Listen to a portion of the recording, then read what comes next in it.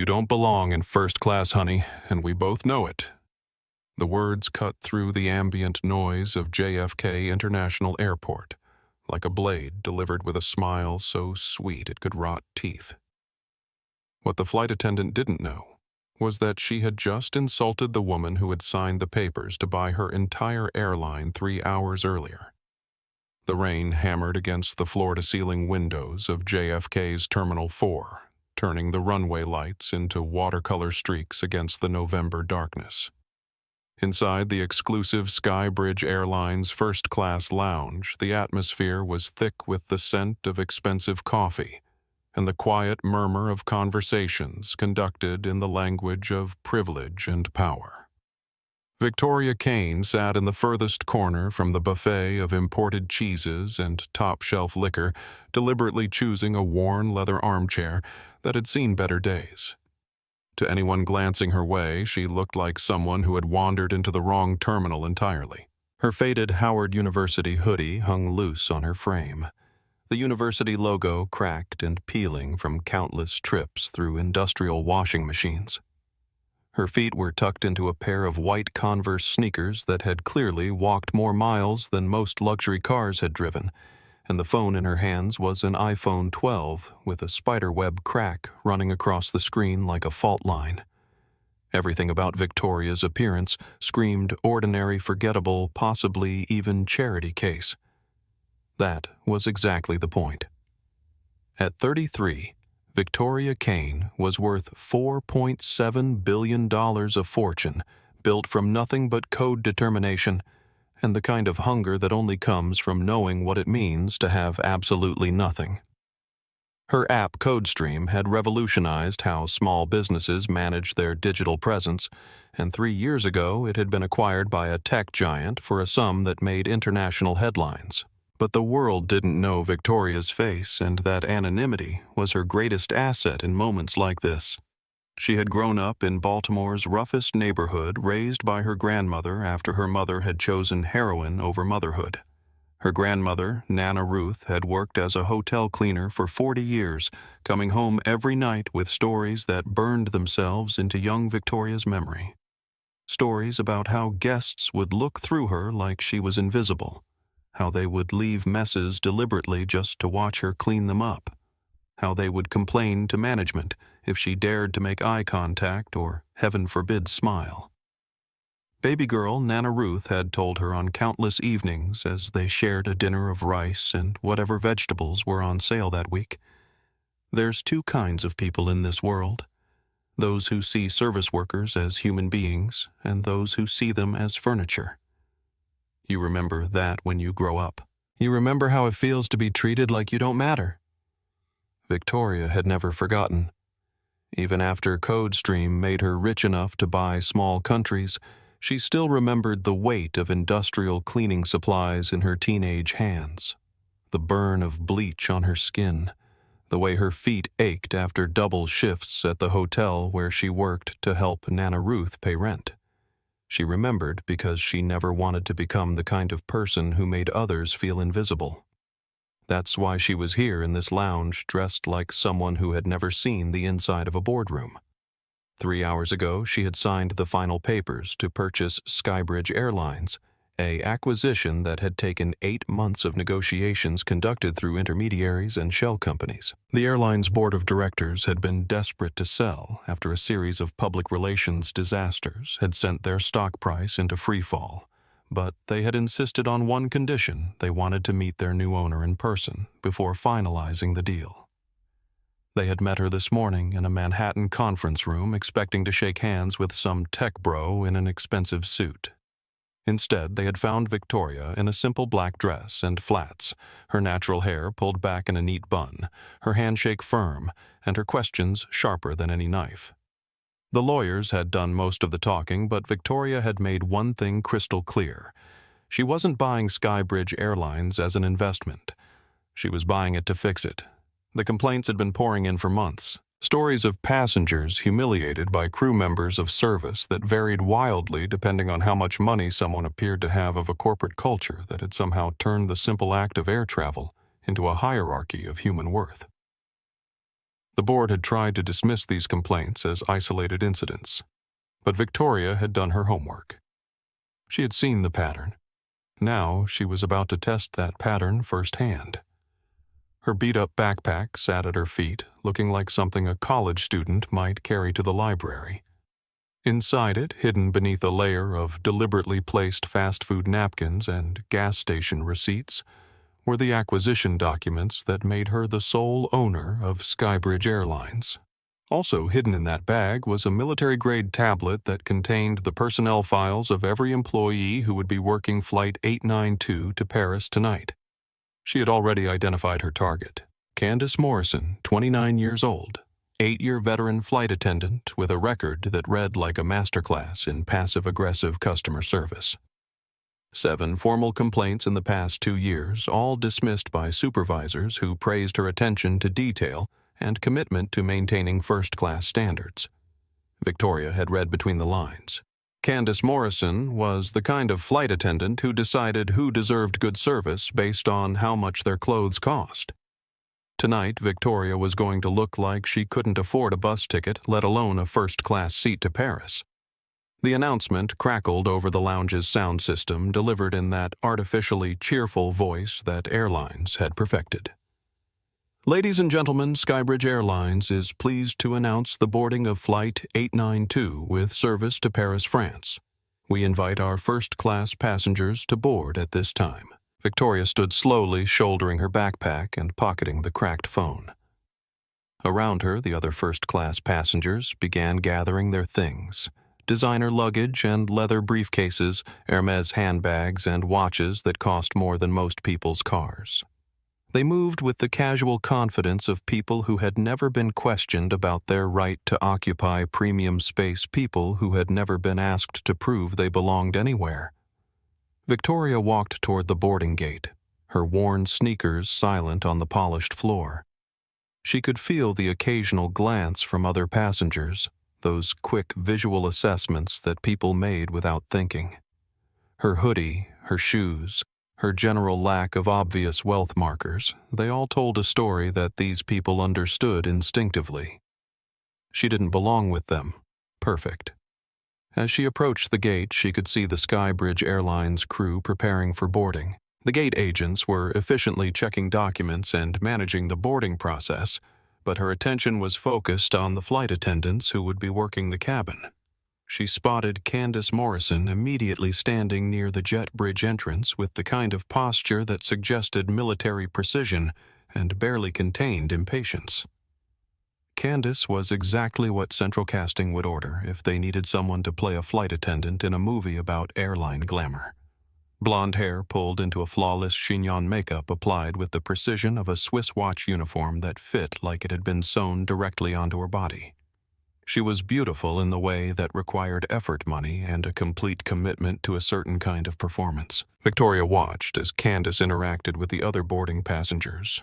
Her smile bright and genuine for the man in the $1,000 suit, warm and deferential for the woman with the Cartier watch, cool and professional for the couple who looked like successful small business owners. Each interaction lasted exactly as long as Candice deemed appropriate based on her assessment of the passenger's worth. Victoria pulled out her phone and checked her boarding pass one final time. Seat 1A, the window seat in the front row of first class. The most expensive seat on the plane, purchased with the same credit card she had used to buy the entire airline. She took a deep breath and walked toward the gate, her heartbeat steady despite what she was about to do. This wasn't just about testing one flight attendant's prejudices. This was about understanding the culture that had allowed those prejudices to flourish, the environment that had turned customer service into a judgment panel where some passengers were deemed worthy of basic human dignity and others were not. Victoria had spent her entire adult life building something from nothing, creating value where none had existed before, employing thousands of people and contributing billions to the economy. But tonight, none of that mattered. Tonight, she was just a woman in a hoodie who didn't look like she belonged in first class, and she was about to discover exactly what that meant. Candice Morrison had perfected the art of reading passengers before they even reached her. In 8 years of flying for Skybridge Airlines, she had developed what she privately called her radar, an ability to assess someone's worth, their social status, their tip potential, and their likelihood of causing problems within the first 3 seconds of visual contact. It was a skill that had served her well, allowing her to provide exceptional service to those who mattered while efficiently managing those who didn't. She stood at the entrance to the jet bridge, her smile locked in place like expensive dental work watching the parade of first-class passengers approach. Each one confirmed what she already knew about the natural order of things. The man in the Armani suit with the Rolex Submariner received her warmest greeting and most genuine eye contact. The woman with the Louis Vuitton carry-on and obvious Botox got the kind of attention that suggested they were old friends. The elderly couple, who looked like they had stepped out of a country club directory, received the sort of deferential service that made them feel important and valued. This was how things worked, Candice knew. This was how they had always worked. People earned respect through success, and success was visible. It showed itself in designer labels, expensive accessories, confident posture, and the general air of someone who was accustomed to being treated well. Those who couldn't or wouldn't present themselves appropriately simply didn't deserve the same level of attention. It wasn't personal, it was practical. Candice had learned this lesson early in her career, watching senior flight attendants navigate the complex social dynamics of premium service. The passengers who looked successful expected excellence and were willing to tip well for it. The passengers who looked like they had probably used miles or gotten some kind of upgrade were just grateful to be there and wouldn't cause problems if the service was merely adequate. The passengers who looked like they didn't belong were usually trying to scam their way into better treatment and needed to be managed firmly before they disrupted the experience for the legitimate first-class customers. It was simple economics, really. Time and energy were finite resources, and Candice had learned to allocate them where they would be most appreciated and most rewarded. Her philosophy had served her well. She had received commendations from supervisors for her attention to detail and commitment to excellence. She had been personally requested by high-profile passengers who appreciated her discretion and professionalism. She had been featured in Skybridge's internal newsletter as an example of what premium service should look like. Her career was on an upward trajectory, and she fully expected to be promoted to purser within the next year. The fact that she had also accumulated 7 formal complaints in the past 2 years was irrelevant as far as Candice was concerned. Those complaints had come from passengers who clearly didn't understand how first-class service worked, people who expected to be treated like celebrities despite obviously being nobodies. Her supervisors had dismissed those complaints appropriately, recognizing that managing passenger expectations was part of the job. Tonight was shaping up to be a good flight. The passenger manifest read like a who's who of successful people, exactly the kind of clientele that made her job enjoyable. She spotted familiar names, repeat customers who knew how to tip and how to treat service professionals with the right kind of respect. There were also several new names that suggested money and status business executives and professionals who would appreciate excellent service and remember it for future flights. And then she saw her. The woman approaching the gate looked like she had gotten lost on her way to the Greyhound station. Her hoodie was faded and cheap, the kind of thing you might find at a discount store or thrift shop. Her sneakers were worn down at the heels, suggesting someone who did a lot of walking, probably because they couldn't afford better transportation. Her hair was pulled back in a messy bun that looked like she had done it in a bathroom mirror without proper lighting. Everything about her screamed economy class at best, more likely someone who was flying on a voucher or some kind of charity ticket. Candice's radar immediately went active. This was clearly someone who had either scammed their way into the wrong boarding line or was about to try to talk her way into an upgrade she hadn't paid for. It happened more often than people realized. Passengers who thought that a sob story or a claim of being treated unfairly by some other airline employee would guilt their way into better service than they had actually purchased. Candice had dealt with this type before, and she had learned that the key was to establish boundaries immediately. Be polite but firm. Make it clear that certain standards existed for good reasons, and redirect them to where they actually belonged before they could disrupt the legitimate passengers who were trying to board. The woman approached with what looked like a boarding pass in her hand, but Candice could already tell there was going to be a problem. The woman's posture was too confident for someone who belonged in first class without the visible markers of success. Real first-class passengers carried themselves with a certain casual entitlement, the kind that came from being accustomed to quality treatment. This woman looked like she was trying too hard to appear comfortable, like someone who was nervous about being discovered. Candice activated her most professional smile, the one that was warm enough to avoid accusations of rudeness, but cool enough to establish appropriate distance. She had perfected this expression over years of practice, and it had served her well in situations exactly like this one. "Good evening," Candice said, her voice carrying just the right note of pleasant efficiency. "Welcome aboard Skybridge Airlines. Are you flying with us tonight?" The woman nodded and held out her phone, presumably with a mobile boarding pass displayed on the cracked screen. Candice took note of the phone immediately.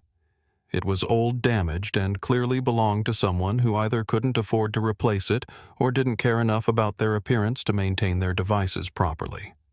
Both possibilities suggested someone who didn't belong in the first-class cabin. "I have seat 1.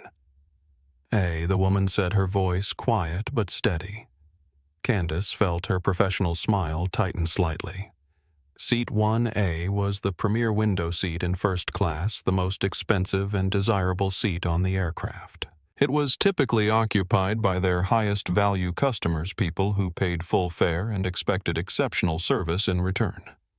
The idea that this woman in her discount store clothing had legitimately purchased that seat was almost laughable. "I see," Candice said, maintaining her professional demeanor while internally calculating the best way to handle what was clearly a mistake or attempted fraud. "May I take a look at your boarding pass?" She reached for the scanner at her podium, already preparing to deliver the news that there had been some kind of system error or upgrade glitch. The scanner would show the real story, and then she could redirect this passenger to her actual seat in economy while minimizing the disruption to the legitimate first-class passengers who were waiting behind her. But as she aimed the scanner at the phone's cracked screen, something unexpected happened. Beep. The scanner chirped once, and the display showed green. Seat 1A. Confirmed. Candice stared at the scanner display, then at the phone, then back at the scanner. This had to be some kind of mistake. System glitches happened especially with mobile boarding passes. Servers got overloaded, data got corrupted, upgrades got processed incorrectly. There was no way this woman had actually paid for seat 1A. "There seems to be some kind of technical issue," Candice said, maintaining her smile while her mind raced through possible explanations. "Let me just verify this with our system." She tapped the scanner again, hoping for a different result, but the green light flashed again with the same confirmation. Seat 1A. Active. Confirmed. Behind the woman in the hoodie, other passengers were beginning to queue up, and Candice could sense their growing impatience. She needed to resolve this quickly and efficiently before the situation created a scene that would reflect poorly on her professional capabilities. "Is there a problem with my ticket?" the woman asked, and there was something in her tone that Candice couldn't quite identify. It wasn't the nervousness she would have expected from someone trying to pull a scam. It wasn't the defensive anger she was used to hearing from passengers who had been caught in an upgrade attempt. It was something else, something that almost sounded like patience. Before Candice could respond, a voice boomed from behind them, rich with entitlement and irritation. "What's the holdup here?" The voice belonged to James Crawford, a passenger Candice recognized immediately. He was a successful hedge fund manager who flew first class regularly, always in expensive suits, always carrying himself with the kind of confidence that came from having millions in the bank. He was exactly the type of passenger Candice enjoyed serving, someone who understood the value of excellent service and rewarded it appropriately. "Mr. Crawford Candice said, her voice immediately warming as she turned to acknowledge him. So wonderful to see you again. I'm terribly sorry for the delay. We're just sorting out a small technical issue with this passenger's boarding pass. James looked past Candice to the woman in the hoodie, and his expression shifted to one of obvious annoyance mixed with something that looked suspiciously like disdain. Let me guess, he said, his voice loud enough for several other passengers to hear. Another upgrade situation. Someone trying to talk their way into first class. The comment hung in the air like smoke, and Candice felt the situation crystallizing around her. Here was James Crawford, a valued customer who clearly understood what was happening and was giving her permission to handle it appropriately. And here was this woman who obviously didn't belong, standing there with her discount store clothes and her broken phone, probably hoping that persistence would get her something she hadn't earned. Candice made her decision. Sir, I believe this passenger may have received an incorrect upgrade, or there may have been some kind of system error, Candice said, speaking primarily to James while keeping her voice professional. We'll get it sorted out quickly so we can get you and our other first-class passengers boarded properly. She turned back to the woman, her smile now carrying a different energy entirely. Ma'am, I'm going to need you to step aside for just a moment while I verify your ticket with our gate agent. I'm sure we can get you sorted into your correct seat assignment. The woman looked at her steadily, and again Candice noticed that there was no panic in her expression. No guilty shifting or nervous stammering that typically accompanied passengers who had been caught trying to game the system.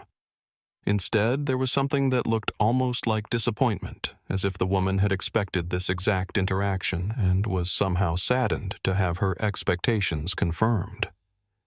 Check the boarding pass, the woman said simply. I'm in seat 1A. Candice felt her patience beginning to fray. The woman's calm insistence was somehow more irritating than outright anger would have been. It suggested someone who thought they were entitled to treatment.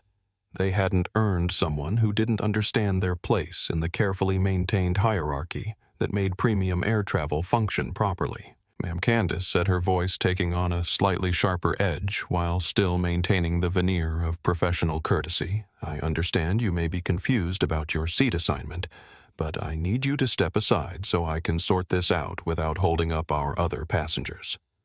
She gestured toward James Crawford and the growing line behind him, making it clear where her priorities lay.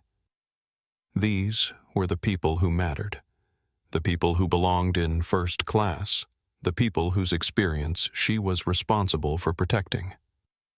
What Candice didn't know, as she stood there in her perfectly pressed uniform, making judgments based on the cost of someone's clothing, was that she had just made the biggest mistake of her professional life. The woman in the hoodie owned the airline.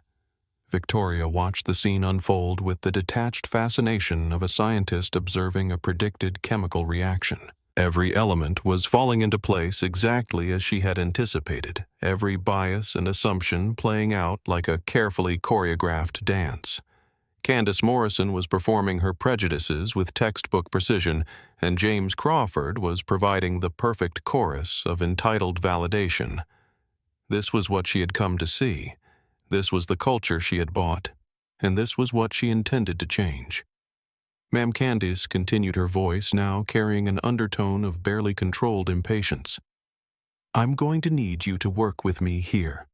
Our gate agent can help clarify your actual seat assignment, but right now you're holding up our premium passengers who need to board. Victoria nodded slowly as if she were considering the request.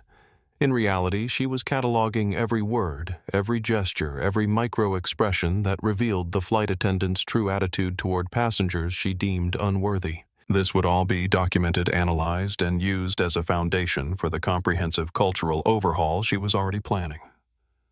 I understand you want to verify my ticket, Victoria said, her voice remaining calm and steady. But the scanner already confirmed my seat assignment. I'm not sure what additional verification you need. Behind her, she could hear the murmur of growing impatience from the other first-class passengers. Some were checking their watches, others were making comments under their breath about delays and situations. Victoria recognized the sound of people who were accustomed to having their time valued, and their convenience prioritized people who saw any disruption to their expected experience as a personal affront. James Crawford stepped closer, his physical presence adding weight to his words.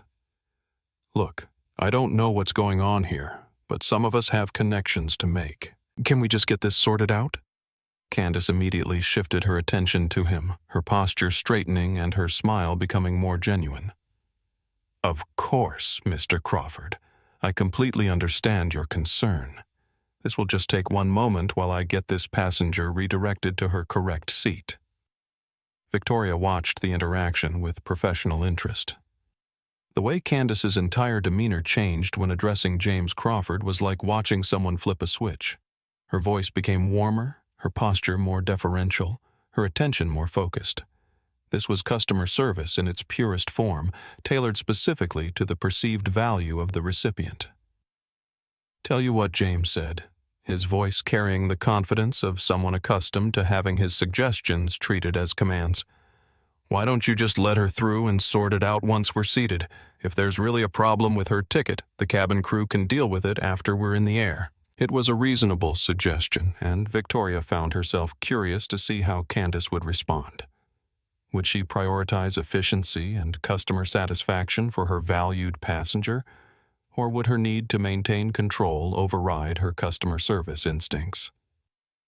Candice hesitated for a moment, and Victoria could almost see the calculation happening behind her eyes. On one hand, James Crawford was a premium customer whose opinion mattered. On the other hand, allowing someone she believed didn't belong into first class felt like a violation of the natural order that governed her professional world. "Sir, I appreciate your patience," Candice said finally, "but I have a responsibility to ensure that our first-class cabin maintains its standards. I'm sure you understand." The word standards hung in the air like a judgment, and Victoria felt something cold settle in her chest. This wasn't just about verifying a ticket or following protocol. This was about gatekeeping, about determining who deserved quality treatment based on superficial markers of worth. This was about a flight attendant who had appointed herself the arbiter of human value. "What standards are those exactly?" Victoria asked, her voice still calm, but carrying a new undertone that made both Candice and James look at her more carefully. Candice's smile flickered for just a moment. "Well, we have certain expectations for our first-class passengers. Dress codes, behavioral norms, that sort of thing. We want to maintain a comfortable environment for all our premium customers." Victoria nodded slowly as if she were seriously considering this explanation. "I see. And you've determined that I don't meet these standards based on what exactly?" The question was simple, direct, and completely fair. It was also dangerous because it forced Candice to either admit that she was making judgments based on appearance and perceived social status, or to articulate some other justification for her behavior that would inevitably sound equally prejudicial. Candice's professional training kicked in, and she fell back on the kind of vague corporate language that was designed to sound official without actually saying anything specific. It's just a matter of ensuring that all our passengers feel comfortable, and that we maintain the kind of atmosphere that our premium customers expect.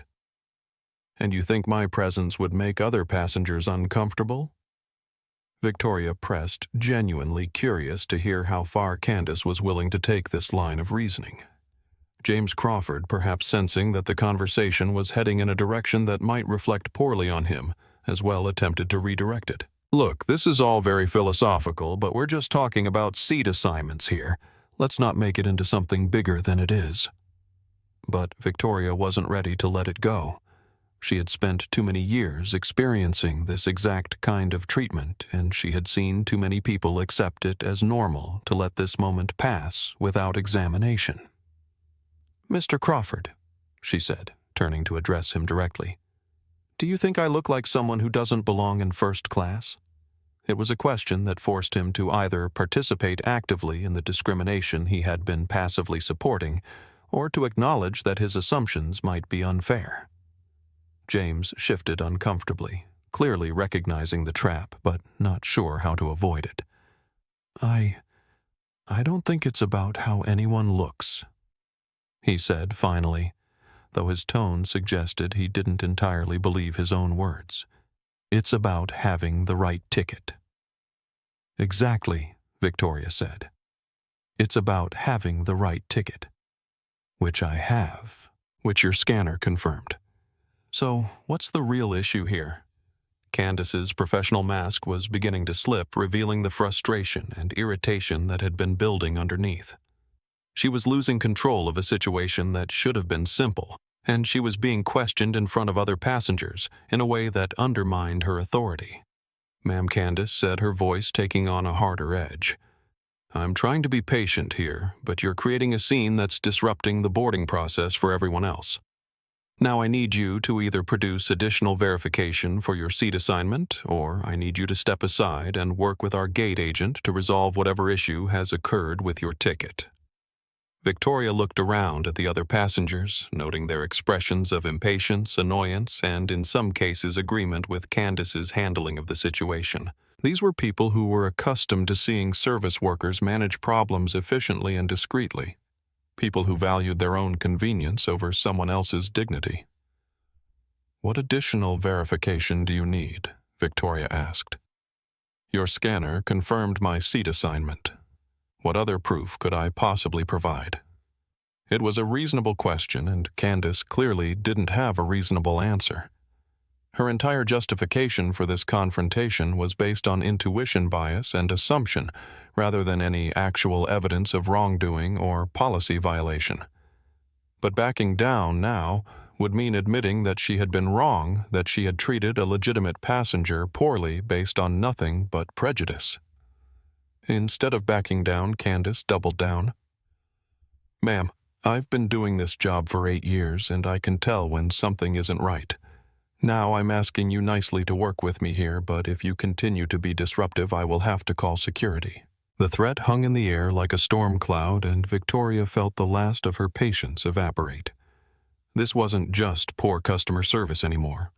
This was a threat, an attempt to use the power of authority to force compliance with unfair treatment.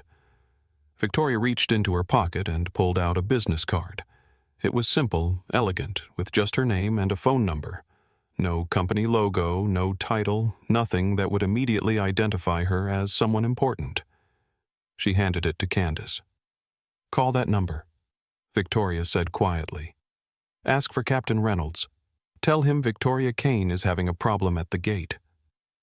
Candice looked at the business card with obvious confusion and growing irritation. "Ma'am, I don't have time for games. You either need to board the aircraft or step aside, but this conversation is over." Victoria smiled for the first time since the interaction had begun, but it wasn't a pleasant smile. It was the smile of someone who had just confirmed everything she had suspected. Someone who had gathered all the evidence she needed to make the changes she had been planning. "You're right," Victoria said. "This conversation is over. But trust me, this situation is just beginning." She shouldered her backpack, holding her phone with the confirmed boarding pass, and walked past Candice toward the jet bridge. Candice reached out as if to stop her, but Victoria's calm confidence gave her pause. "Ma'am," Candice called after her. "Ma'am, you can't just—" But Victoria was already walking down the jet bridge toward the aircraft, leaving behind a gate area full of confused passengers and one very frustrated flight attendant who had no idea that she had just picked a fight with the person who could end her career with a single phone call. The plane was waiting, and the real show was about to begin. The first-class cabin of Skybridge Airlines Flight 892 was a monument to manufactured luxury all-cream-colored leather and soft ambient lighting designed to make wealthy passengers feel appropriately pampered. Victoria settled into seat 1A, her worn sneakers silent against the plush carpeting as she stowed her battered backpack beneath the seat in front of her. Around her, the other first-class passengers were arranging themselves with the casual efficiency of people accustomed to premium treatment, unpacking tablets and newspapers, adjusting their seats to optimal comfort positions. Victoria pulled out her cracked phone and pretended to scroll through emails while actually observing everything happening around her. The cabin crew was moving through their pre-flight routines with practiced precision, but Victoria was watching their interactions with passengers, noting the subtle differences in tone, attention, and body language that revealed the hierarchy of service that governed this small, enclosed world. Maya Torres, a junior flight attendant who looked to be in her early 20s, was working her way through the cabin with a tray of pre-departure beverages. Victoria watched as Maya offered champagne with genuine warmth and attention to each passenger, making eye contact, smiling naturally, treating each interaction as if it mattered. When Maya reached seat 1A, her approach was exactly the same. "Good evening," Maya said, her smile reaching her eyes in a way that suggested actual customer service training rather than performance. "Can I offer you some champagne before we take off? That would be lovely." "Thank you," Victoria replied, accepting the crystal flute with a small smile of her own. Maya's natural kindness was exactly what good service looked like, and Victoria made a mental note to ensure that this young woman's career would be protected and promoted regardless of what happened tonight.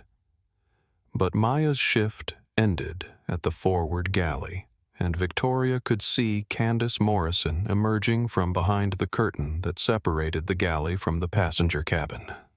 Candice had changed into her in-flight uniform, and she looked every inch the experienced professional as she began her own circuit of the first-class cabin. Victoria watched her approach through the reflection in her window, noting how Candice's demeanor shifted subtly as she evaluated each passenger.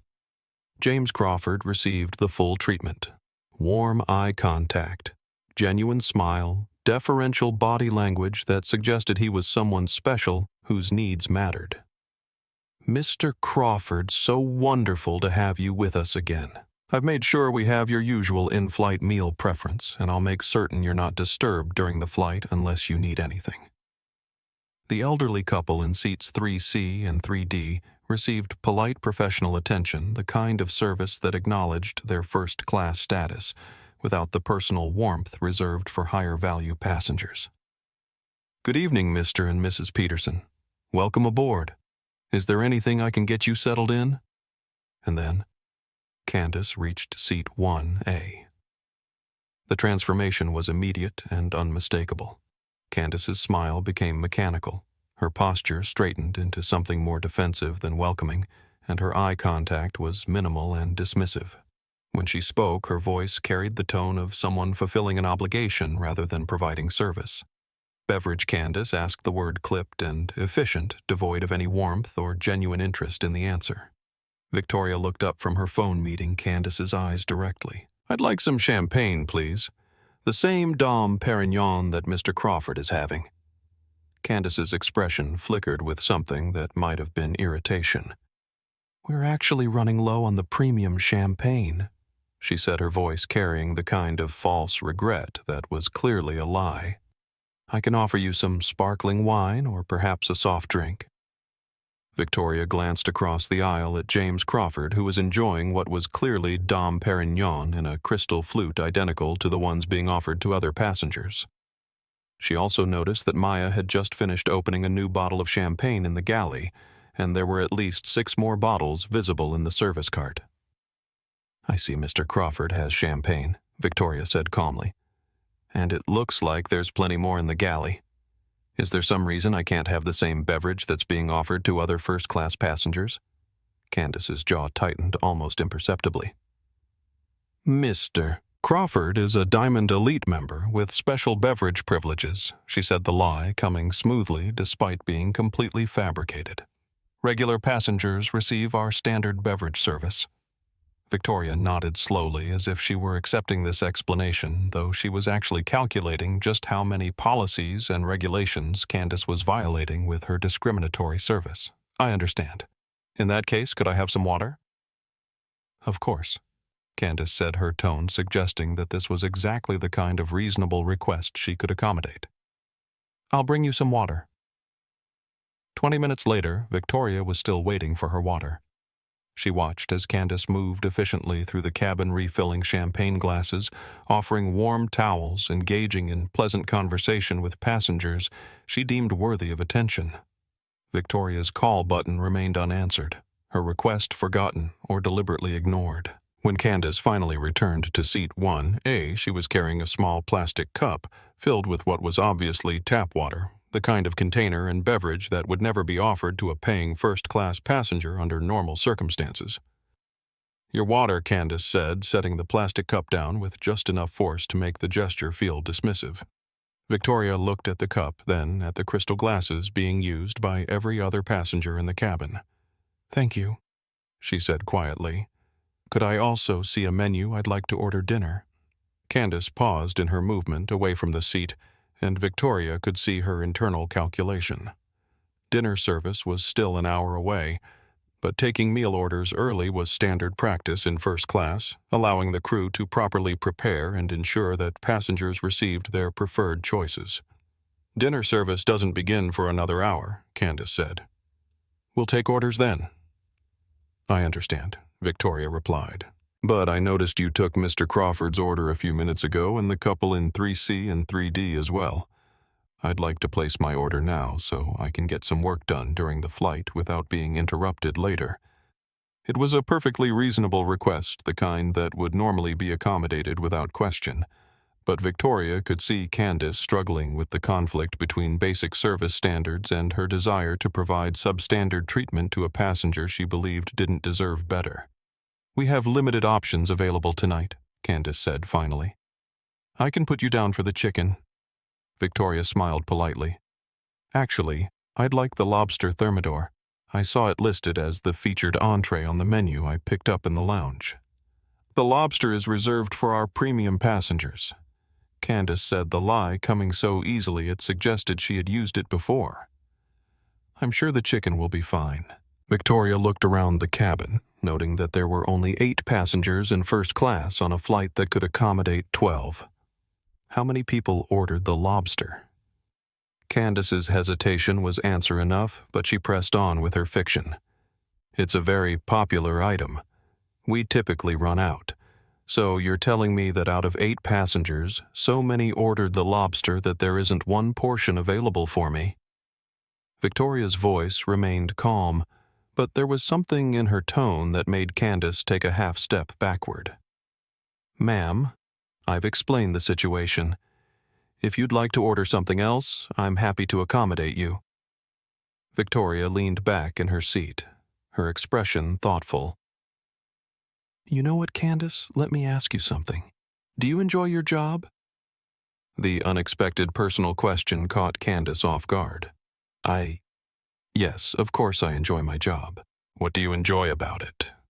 Candice looked around the cabin, perhaps checking to see if other passengers were listening to this strange conversation. "I enjoy providing excellent service to our passengers, ensuring they have a comfortable and pleasant flight experience. And do you think you're providing excellent service right now?" The question hung in the air between them like a challenge, and Victoria could see Candice processing the implications. To answer honestly would require acknowledging that her service had been anything but excellent. To maintain her position would require continuing to lie in the face of obvious evidence. "Ma'am, I think I've been very accommodating considering the circumstances." "What circumstances are those?" Again, Candice found herself trapped by her own words. Any honest answer would reveal the prejudice that had been driving her behavior, but she couldn't articulate an alternative explanation that would justify her treatment of Victoria. The situation with your ticket earlier and... Well, Candice trailed off, realizing that any path forward would be problematic. Victoria nodded understandingly. "I see. So, because you assumed I didn't belong in first class, you've decided I don't deserve first-class service. Is that an accurate summary?" The directness of the question cut through all the euphemisms and corporate language, laying bare the reality of what had been happening. Candice's face flushed red, whether from embarrassment or anger, Victoria couldn't tell. "Ma'am, I resent the implication that I would treat any passenger differently based on anything other than their ticket type and our standard service procedures." "Then I'd like the lobster thermidor, please. And I'd like it served on china with proper silverware, the same as every other first-class passenger. And I'd like my water served in a crystal glass, not a plastic cup." The requests were perfectly reasonable, exactly what any paying first-class passenger should expect. But they also represented a direct challenge to the discriminatory treatment Victoria had been receiving, forcing Candice to either provide equal service or to continue her discriminatory behavior in a way that would be obvious to anyone watching. Candice stood there for a long moment, her professional mask wavering as she struggled with a situation that had spiraled far beyond what she had intended. Around them, other passengers were beginning to take notice of the tension, phones were discreetly being positioned to record, and the atmosphere in the cabin was shifting from luxury travel to uncomfortable spectacle. I'll see what I can do," Candice said, finally backing away from seat 1A as if Victoria had become something dangerous. But Victoria wasn't finished. "Candice," she called out, her voice carrying just enough to be heard by nearby passengers. "One more thing. When you bring my dinner, I'd like you to remember that I paid the same price for my ticket as everyone else in this cabin. I'd like you to remember that my money is worth exactly the same as theirs, and I'd like you to treat me accordingly." The words carried weight beyond their literal meaning, and everyone in the cabin understood that they had just witnessed something significant. This wasn't just a passenger complaint about slow service. This was a challenge to the entire structure of how service was provided, who deserved respect, and what equality actually meant at 35,000 feet. Candice retreated to the galley, her face burning with embarrassment and anger, while Victoria settled back into her seat with the satisfaction of someone who had just lit a fuse. The explosion was coming, and everyone in first class was about to learn that appearances could be devastatingly deceptive. 2 hours into the flight, the carefully maintained facade of premium service had begun to crack like old paint under pressure. Victoria had documented every slight, every dismissal, every moment of discriminatory treatment in the Notes app of her cracked phone, building a comprehensive record of exactly how Skybridge Airlines treated passengers who didn't fit their narrow definition of worthy clientele. The pattern had become so obvious that other passengers had begun to notice. Maya Torres, the junior flight attendant, had quietly apologized twice for Candice's behavior, once when she brought Victoria the lobster thermidor that Candice had claimed was unavailable, and again when she replaced the plastic cup with a proper crystal glass without being asked. It was clear that Maya understood the situation was wrong, but her junior position left her powerless to directly challenge her supervisor's treatment of a passenger. James Crawford, meanwhile, had received the kind of attention typically reserved for celebrities or heads of state. Candice had personally ensured his meal was perfect, his champagne glass never empty, his every comfort anticipated before he could even recognize he needed something. The contrast couldn't have been more stark or more deliberate. Victoria was beginning to understand that this wasn't just poor training or individual prejudice.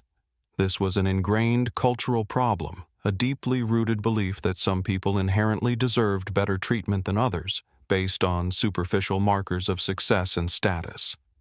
It was the kind of institutional bias that couldn't be fixed with a memo or a training session. It required fundamental changes in leadership policy and accountability. She was mentally drafting those changes when the cabin lights dimmed for the evening service and most passengers settled into their seats with books, tablets, or preparation for sleep. Victoria had pulled out her laptop, a sleek device that contrasted sharply with her deliberately shabby appearance, and was reviewing financial documents when she felt the call of nature. The first-class lavatory was located toward the front of the cabin, requiring Victoria to walk past several other passengers to reach it. She stood up quietly, tucking her laptop under her seat, and began making her way down the narrow aisle. The cabin was peaceful, with most passengers absorbed in their own activities, the soft hum of the engines providing a gentle background soundtrack to the artificial tranquility of premium air travel. That's when the turbulence hit. The aircraft lurched suddenly to the left, not the gentle buffeting of normal air disturbances, but a sharp, violent movement that sent anything not secured flying across the cabin.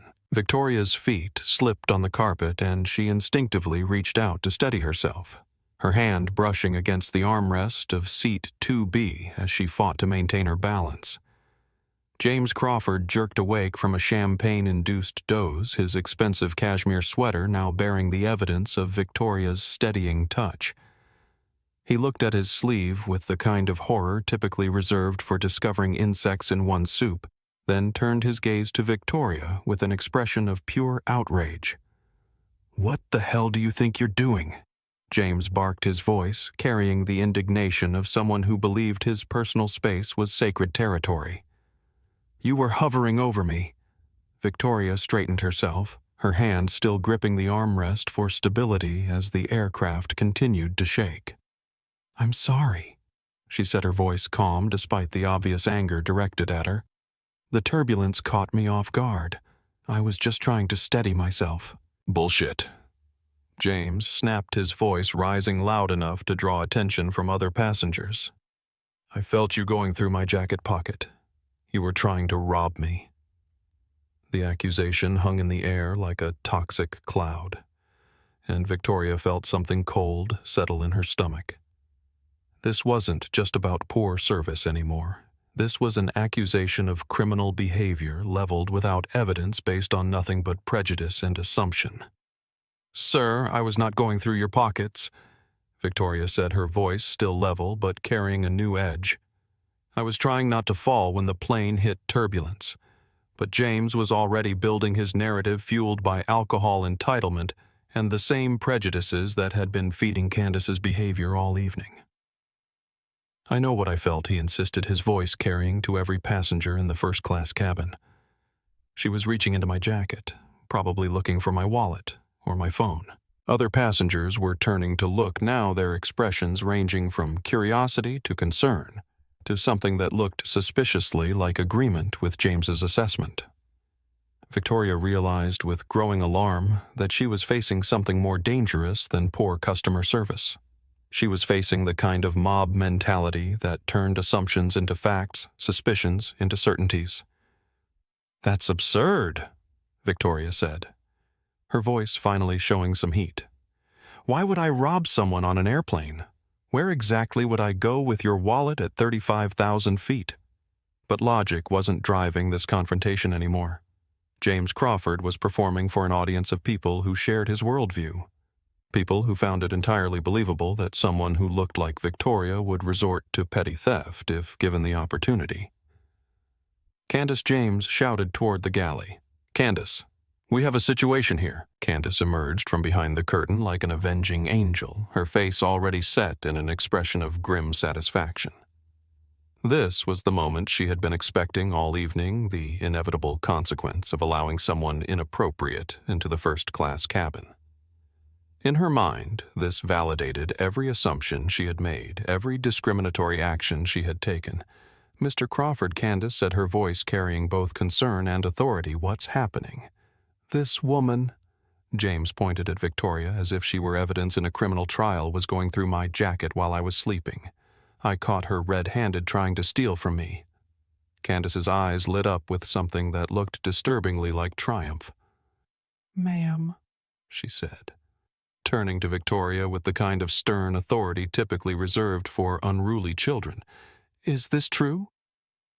"Absolutely not," Victoria replied, her patience finally beginning to fray. "I was walking to the restroom when we hit turbulence. I reached out to steady myself and accidentally touched his armrest. That's all." But Candice was clearly not interested in Victoria's version of events. "Mr. Crawford, are you certain about what you experienced?" "Damn right." "I'm certain," James replied, his voice growing more confident as he sensed support from the flight crew. I felt her hands near my jacket pocket. She was definitely trying to steal something. Victoria looked around the cabin, noting the expressions of the other passengers. Some looked uncomfortable with the escalating situation, but others were nodding in agreement with James's accusations. The elderly couple in 3C and 3D were whispering to each other while shooting disapproving glances in Victoria's direction. A businessman in seat 4A was openly staring with the kind of fascination people reserved for watching car accidents. Ma'am, Candice said, stepping closer to Victoria in a way that felt deliberately intimidating. I'm going to need you to return to your seat immediately. I was on my way to the restroom, Victoria said, standing her ground despite the pressure she could feel building around her. You need to return to your seat now. Candice repeated her voice, taking on the tone of someone issuing a command rather than making a request. Given the circumstances, I can't allow you to move freely around the cabin. The implications of that statement hit Victoria like a physical blow. Candice was essentially placing her under house arrest based on an unsubstantiated accusation from a passenger who clearly had his own prejudices. This wasn't customer service anymore. This was discrimination escalating into something that approached false imprisonment. What circumstances? Victoria asked, her voice sharp with anger. A passenger made an accusation without any evidence. Are you telling me that's enough to restrict my movement on this aircraft? Ma'am, I have a responsibility to ensure the safety and security of all passengers. Candice replied, falling back on corporate language to justify actions that were clearly outside any reasonable policy. Until this situation can be properly investigated, I need you to remain in your assigned seat. Victoria felt the walls closing in around her, the weight of prejudice and assumption creating a suffocating atmosphere that had nothing to do with cabin pressure. This was how it happened, she realized. This was how discrimination escalated from poor service to criminalization, from inconvenience to injustice. But Victoria Kane hadn't built a $4 billion company by backing down from bullies, and she wasn't about to start now. I want to speak to the captain, Victoria said, her voice carrying a new authority that made several passengers look at her more carefully. That's not necessary, Candice replied quickly, perhaps sensing that involving the captain might complicate her narrative. We can handle this internally. I want to speak to the captain. Victoria repeated each word carefully enunciated. Now. Candice's mask of professional authority flickered for just a moment, revealing something that looked suspiciously like panic. Ma'am, the captain is busy flying the aircraft. He doesn't get involved in cabin disputes. Victoria smiled, but there was no warmth in the expression. Call him, she said quietly. Trust me, he'll want to know about this. Something in Victoria's tone made Candice hesitate, a note of confidence that didn't match the situation as she understood it.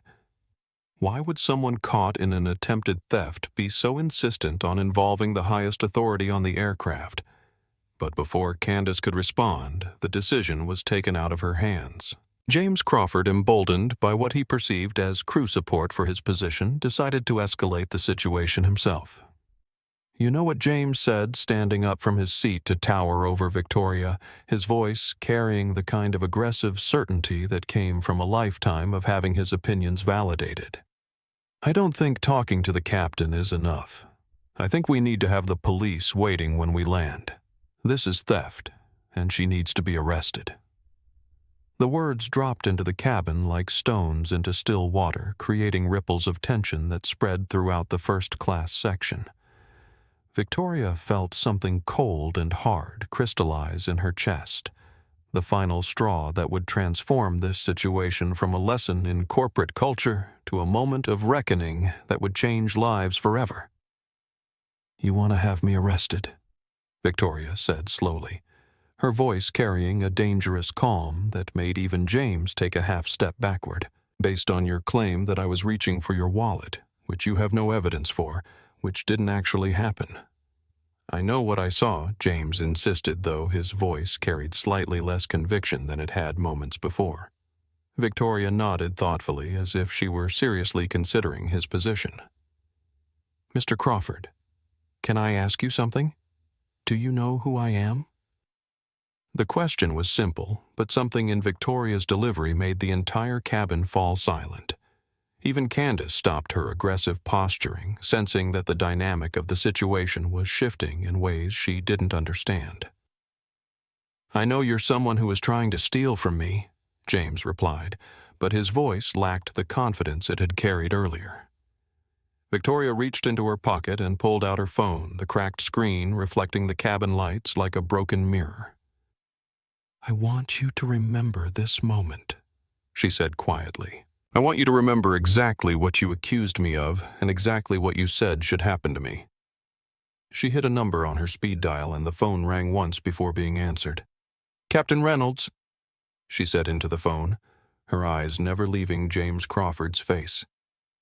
"This is Victoria Kane. We have a code red situation in the first-class cabin and I need you up here immediately." The name hit the cabin like a bomb blast. Victoria Kane. Some passengers didn't recognize it, but James Crawford did. His face went white as he realized he had just accused one of the most successful tech entrepreneurs in the world of trying to steal his wallet.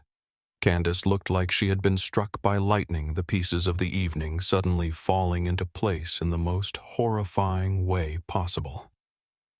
Victoria ended the call and looked around the cabin at the faces staring back at her, some confused, some shocked, some beginning to understand the magnitude of what had just occurred. "Ladies and gentlemen," Victoria said, her voice carrying to every corner of the first-class cabin, "allow me to introduce myself properly. My name is Victoria Kane, and as of this morning I am the sole owner of Skybridge Airlines." The silence that followed was so complete it seemed to absorb sound rather than simply mark its absence. Now Victoria continued, her voice still calm but carrying unmistakable authority. "Let's talk about what customer service actually means." The revelation of Victoria's identity hit the first-class cabin like a pressure wave, leaving passengers and crew reeling as they tried to process the complete reversal of everything they had assumed about the evening's events. James Crawford stood frozen in the aisle, his face cycling through expressions of shock, horror, and desperate calculation as he realized the magnitude of his mistake. Candice Morrison looked like she had been physically struck, her carefully maintained professional composure cracking like ice under sudden heat. But the most dangerous moment in any confrontation is not when positions are being established, but when they are collapsing. When people who have committed to a course of action based on false assumptions must choose between admitting their error and doubling down on their mistakes. Candice chose to double down. "I don't care who you claim to be," she said, her voice shaking with a mixture of desperation and defiance. "That doesn't change what happened here. Mr. Crawford is a valued passenger, and his accusations need to be taken seriously." Victoria looked at her with something approaching sympathy, recognizing the psychology of someone who was drowning and pulling others down with her, rather than admitting she couldn't swim. "Candice," she said gently, "you're making this worse for yourself. I suggest you step back and think carefully about your next words." But Candice was beyond rational thought now, trapped by her own prejudices and the public nature of her mistakes. In her mind, backing down would mean admitting that everything she had believed about social hierarchy and customer service was wrong. It would mean acknowledging that she had humiliated herself and damaged her career based on nothing but bias and assumption. "You've been disruptive and aggressive this entire flight." Candice continued, her voice rising as she tried to regain control of a situation that had spiraled completely beyond her ability to manage. "You've created problems, made unreasonable demands, and now you're being accused of theft by another passenger. I don't care what your name is or what company you claim to own, you don't get to intimidate crew members or threaten other passengers." The accusation of intimidation was rich, coming from someone who had spent the entire flight treating Victoria like a second-class citizen, but Victoria recognized that Candice was operating from a place of panic now rather than logic. Sometimes people would rather destroy themselves than admit they were wrong, and Victoria could see that Candice was heading down that exact path. James Crawford, meanwhile, was trying desperately to find a way out of the hole he had dug for himself. "Look," he said, his voice taking on a conciliatory tone that hadn't been there minutes earlier. Maybe there was some kind of misunderstanding. Maybe I misinterpreted what I saw. It was a reasonable attempt at damage control, but it came too late and with too little conviction to be believable. Victoria could see in his eyes that he was calculating the potential cost of his accusations, wondering if there was a way to walk back his claims without admitting that they had been based on prejudice rather than observation. "Mr. Crawford," Victoria said, her voice carrying the patient tone of someone explaining something to a child, "you didn't misinterpret anything. You made an assumption about me based on how I look, and when an opportunity arose to justify that assumption, you took it. You accused me of theft not because you saw me commit a crime, but because you believe people who look like me are criminals." The psychological analysis was clinical in its precision, and James flinched as if he had been slapped. "That's not... I would never..." "You would never what?" Victoria pressed.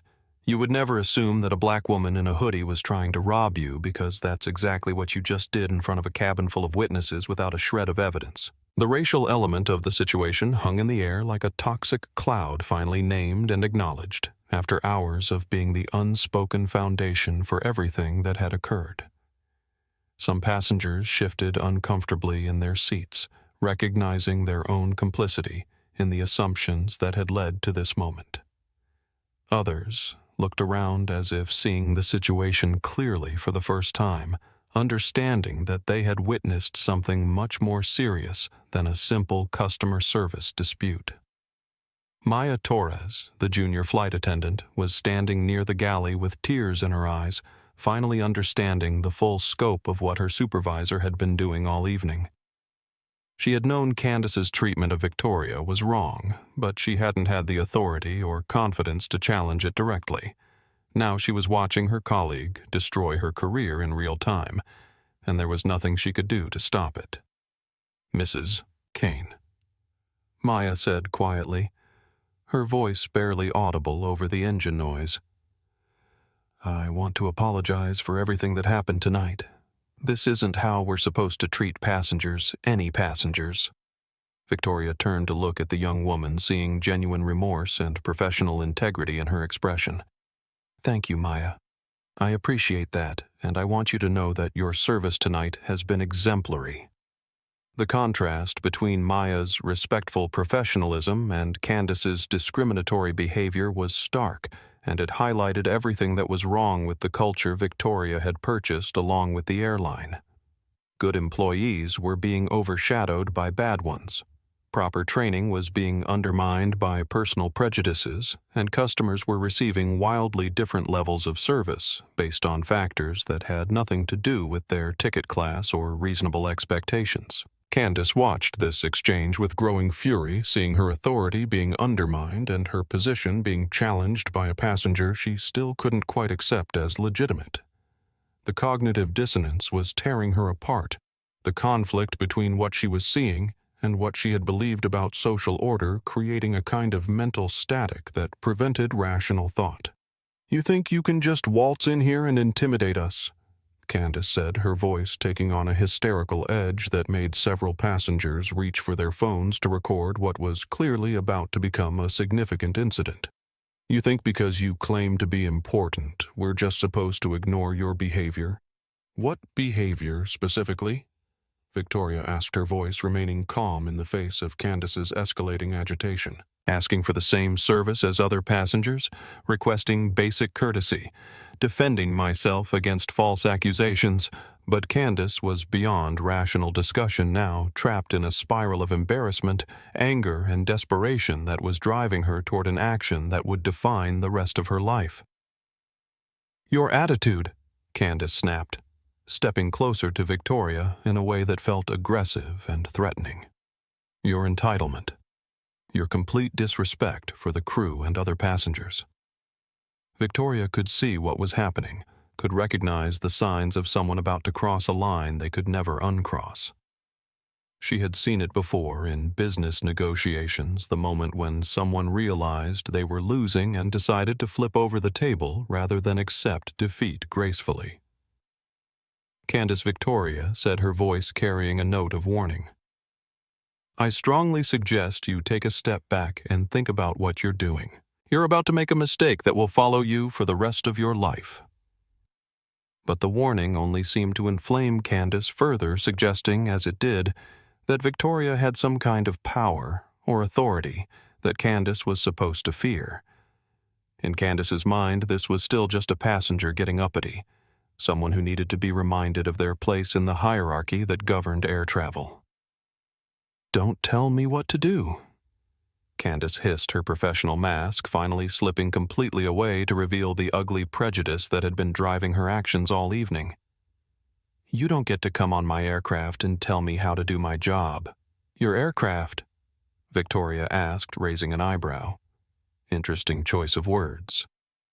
The comment was the final straw for Candice, the last small push that sent her over the edge of rational behavior, into a place where pride and prejudice overwhelmed professional training and basic human decency. "You need to shut your mouth," Candice said, her voice rising to just short of a shout. "And remember that you're a passenger on this airline, not the owner of it, no matter what lies you want to tell." Victoria looked at her steadily, seeing the moment crystallizing around them like amber preserving an insect. This was it, the point where words would become actions, where the evening's discrimination would escalate into something that could never be taken back. Candice Victoria said one final time, "Don't do this. Whatever you're thinking of doing right now, don't do it." But Candice was already moving her hand, rising through the air with the kind of violent precision that comes from pure, unfiltered rage. The slap connected with Victoria's left cheek with a sound that seemed to echo through the cabin like a gunshot, sharp and final and impossible to misinterpret. Victoria's head snapped to the side with the force of the blow, and for a moment the entire first-class cabin seemed suspended in time. Passengers frozen in their seats. Phones still recording the normal sounds of flight operations continuing while human civilization took a momentary pause. Victoria slowly turned her head back to face Candice, one hand rising to touch her cheek where a bright red handprint was already beginning to form. There was no anger in her expression, no shock or outrage or hurt. There was only a kind of profound sadness, the look of someone who had hoped to be wrong about human nature, but had just been proven definitively right.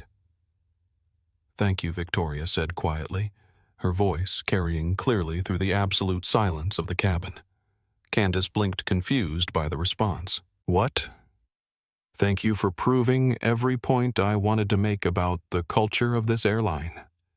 Victoria continued, her voice calm and measured, despite the violence she had just experienced. "Thank you for demonstrating exactly why I bought this company, and exactly what needs to change." Victoria reached into her pocket and pulled out her phone, the cracked screen reflecting the cabin lights as she dialed a number. The phone rang once before being answered. Captain Reynolds, Victoria said into the phone, her eyes never leaving Candice's face. "Your flight attendant just struck a passenger. I need you in the cabin immediately to arrest her for assault." The words hung in the air like a death sentence, and Candice finally understood the magnitude of what she had just done. She had not just slapped a passenger, she had assaulted the owner of the airline in front of witnesses while being recorded on multiple devices. Her career was over. Her life, as she had known it, was over. And the woman she had struck was still looking at her with that terrible, patient sadness, as if Victoria had known this moment was coming all along and had simply been waiting for Candice to choose her own destruction. "Ma'am," Candice whispered, her voice breaking. "I didn't mean—" "Yes, you did," Victoria interrupted gently. "You meant every bit of it. And now we all know exactly who you are." The cabin remained frozen in shocked silence as Victoria stood there with the mark of violence on her face, waiting for the captain to arrive and begin the process of justice that would change everything for everyone involved. The slap had been heard around the first-class cabin. Soon it would be heard around the world. The mechanical sound of the cockpit door unlocking reverberated through the first-class cabin like a judge's gavel cutting through the stunned silence that had settled over the passengers and crew. In the post-9/11 world of commercial aviation, the cockpit door was sacrosanct, a barrier that remained sealed no matter what chaos might erupt in the passenger compartments. The fact that it was opening now during the middle of flight operations sent a clear message that something unprecedented was occurring. Captain David Reynolds emerged from behind the armored door with the bearing of a man who had spent 30 years commanding aircraft and managing crises. At 58, he carried himself with the kind of authority that came not from rank or title, but from proven competence in situations where lives depended on clear thinking and decisive action. His uniform was immaculate, his silver hair perfectly groomed, and his eyes were the kind of steely gray that suggested someone who had seen everything aviation could throw at him and had never flinched. Reynolds surveyed the scene before him with the clinical assessment of a professional evaluating a tactical situation. He took note of Victoria standing calmly near seat 1, the red handprint on her cheek stark against her brown skin. He observed Candice Morrison frozen in the aisle, her face cycling between defiance and dawning horror as the reality of her situation began to penetrate her consciousness. He noted the positions of the other passengers, some still holding phones that were recording others pressed back in their seats as if trying to distance themselves from the confrontation. Most importantly, he noted the atmosphere in the cabin, the electric tension that suggested violence had occurred and might occur again if not properly managed. Ms. Kane Reynolds said, his voice carrying the kind of respectful formality typically reserved for addressing heads of state or board chairmen, "I received your call. Are you injured?" The captain's immediate deference to Victoria sent another shockwave through the cabin, confirming her identity and authority in a way that no amount of self-introduction could have achieved. James Crawford, who had been standing frozen in the aisle since the revelation of Victoria's identity, finally understood the full scope of his situation and sank back into his seat, as if his legs could no longer support him. "I'm fine, Captain Reynolds," Victoria replied, though she made no attempt to hide the mark on her cheek. "But we have a situation that requires your immediate attention." Candice finally found her voice, though it came out as barely more than a whisper. "Captain, there's been a misunderstanding. This passenger has been disruptive all evening, and when she became aggressive, it was self-defense. The lie was so transparent and desperate that it would have been pathetic if it weren't so dangerous." Reynolds looked at Candice with the expression of someone evaluating a broken instrument that might endanger the aircraft, his professional assessment cutting through any personal feelings he might have about the situation. Ms. Morrison Reynolds said, his voice carrying the kind of cold authority that could cut through metal. "Are you telling me that a passenger seated in 1A became physically aggressive toward you, requiring you to defend yourself?" Candice nodded eagerly, grasping at the lifeline of her fabricated narrative. "Yes, sir. She was making unreasonable demands, creating disturbances, and when Mr. Crawford reported that she was attempting to steal from him—" "Stop talking!" Reynolds commanded, his voice sharp enough to cut off Candice's explanation mid-sentence. "Ms. Morrison, I want you to listen very carefully to what I'm about to tell you, because your future depends on your understanding it completely." The captain's tone carried the weight of absolute finality, the voice of someone delivering a verdict rather than engaging in discussion. Around the cabin, passengers leaned forward unconsciously, recognizing that they were witnessing something that would define careers and possibly lives. Ms. Kane is not just any passenger. Reynolds continued, his eyes never leaving Candice's face. She is the sole owner and chairman of Skybridge Airlines. She owns this aircraft. She owns the fuel in the tanks. She owns the uniform you're wearing. She signs the paychecks that pay your salary. With each word, Candice seemed to shrink physically, the reality of her situation crushing down on her like atmospheric pressure. Her mouth opened and closed silently, her brain struggling to process information that overturned everything she thought she knew about power authority and social hierarchy. Furthermore, Reynolds continued relentlessly, Ms. Kane informed me this morning that she would be conducting a covert evaluation of our passenger service standards specifically to assess reports of discriminatory treatment in our premium cabins. You have been under observation all evening by the person who has the authority to terminate your employment immediately. The revelation hit the cabin like another bomb blast. Victoria hadn't just been a random passenger experiencing discrimination. She had been conducting a deliberate test of the airline's culture, and Candice had failed that test in the most spectacular way possible. Maya Torres, who had been standing near the galley throughout the confrontation, finally understood why Victoria had seemed so calm throughout the evening's events, why she had documented everything so carefully, why she had seemed almost unsurprised by each escalation. Victoria had been conducting an investigation, and Candice had provided all the evidence any reasonable person could need to conclude that Skybridge's service culture was fundamentally broken. Captain James Crawford said, his voice barely audible as he attempted to inject himself back into the conversation. I think there may have been some confusion about what happened earlier. I may have misinterpreted. Mr. Crawford, Reynolds said without turning to look at him, you accuse the owner of this airline of attempting to steal from you. I suggest you remain silent until we reach our destination, at which point you can discuss your situation with whatever legal counsel you can afford. The dismissal was complete and devastating, reducing James from a valued customer to a legal liability in the space of a single sentence. Victoria watched the interaction with professional interest, noting how quickly social dynamics could shift when actual authority was revealed and exercised. Mrs. Morrison, Reynolds said, returning his attention to the flight attendant who had started the evening with complete confidence in her position and authority. You have assaulted a passenger in front of multiple witnesses while being recorded on several devices.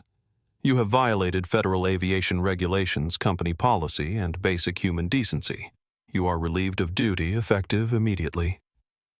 Candice's legs finally gave out, and she sat down heavily in the nearest aisle seat, her career collapsing around her like a building that had just lost its foundation.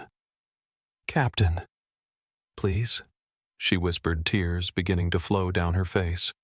I didn't know. If I had known who she was? Stop, Victoria said, speaking for the first time since the captain's arrival. Her voice was quiet, but carried clearly through the cabin. Don't say you didn't know who I was. Say you didn't know I was human.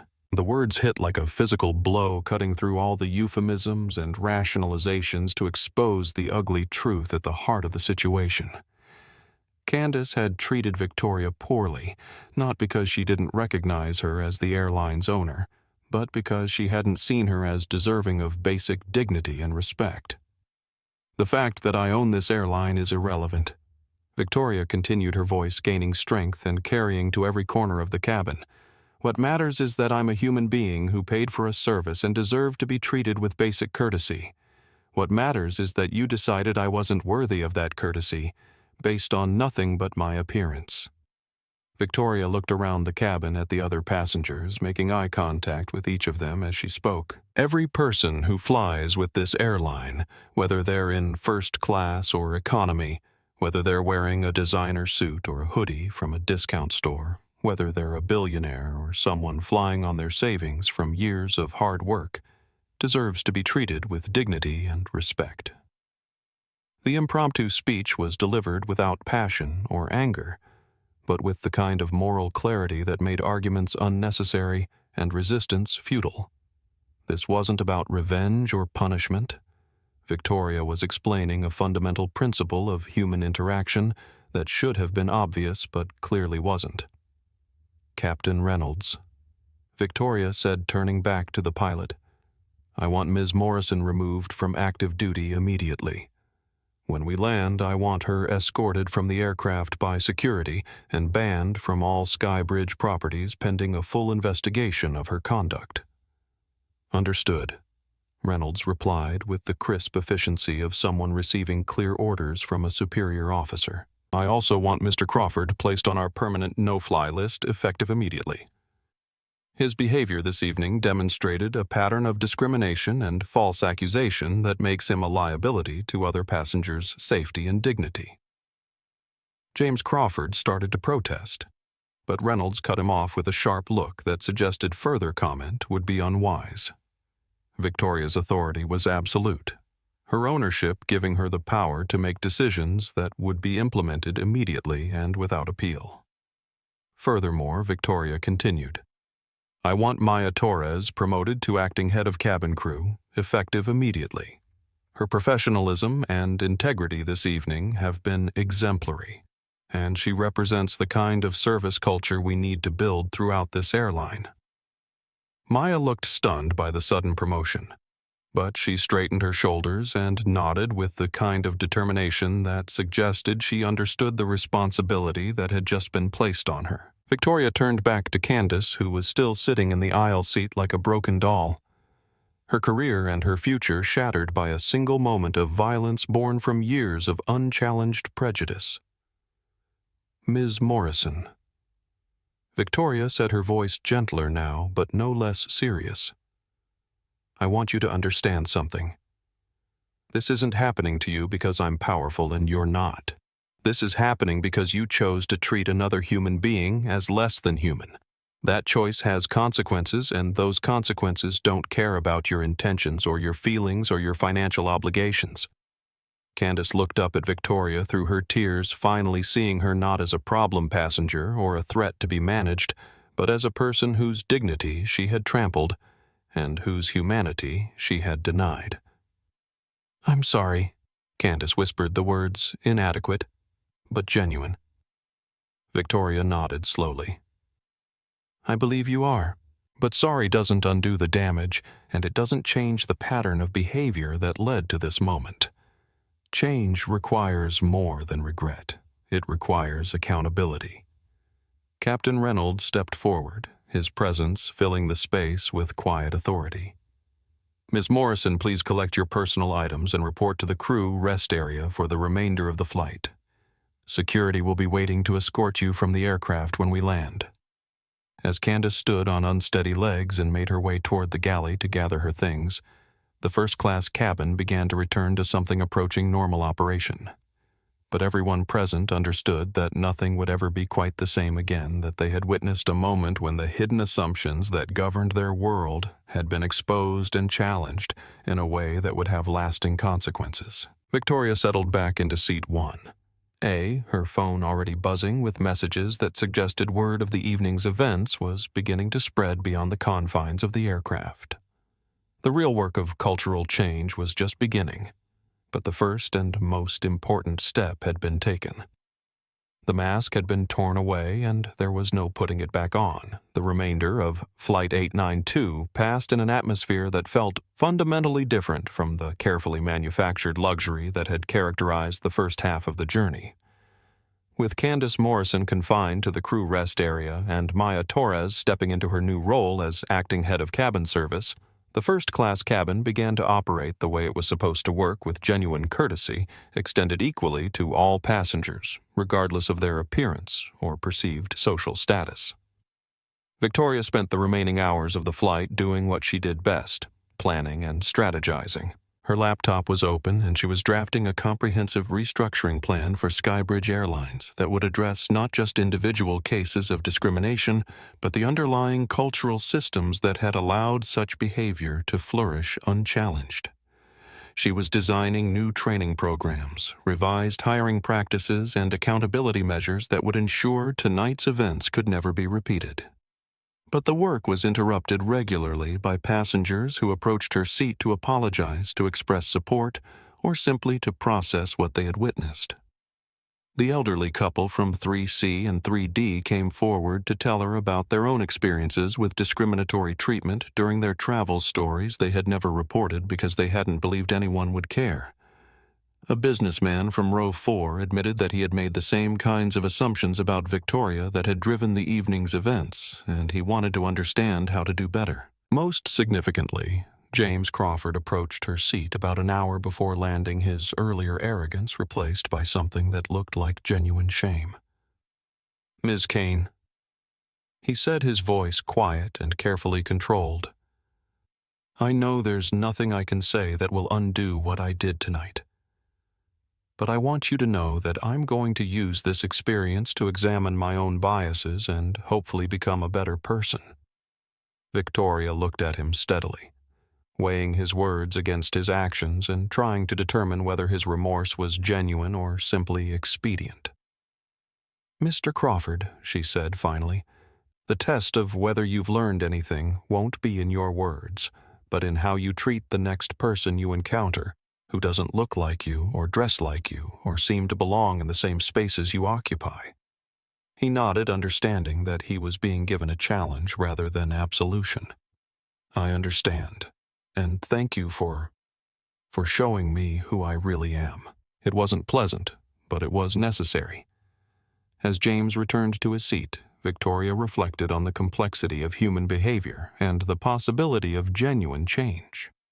Some people like Candice Morrison seemed to be driven by prejudices so deep and unexamined that they would rather destroy themselves than question their assumptions.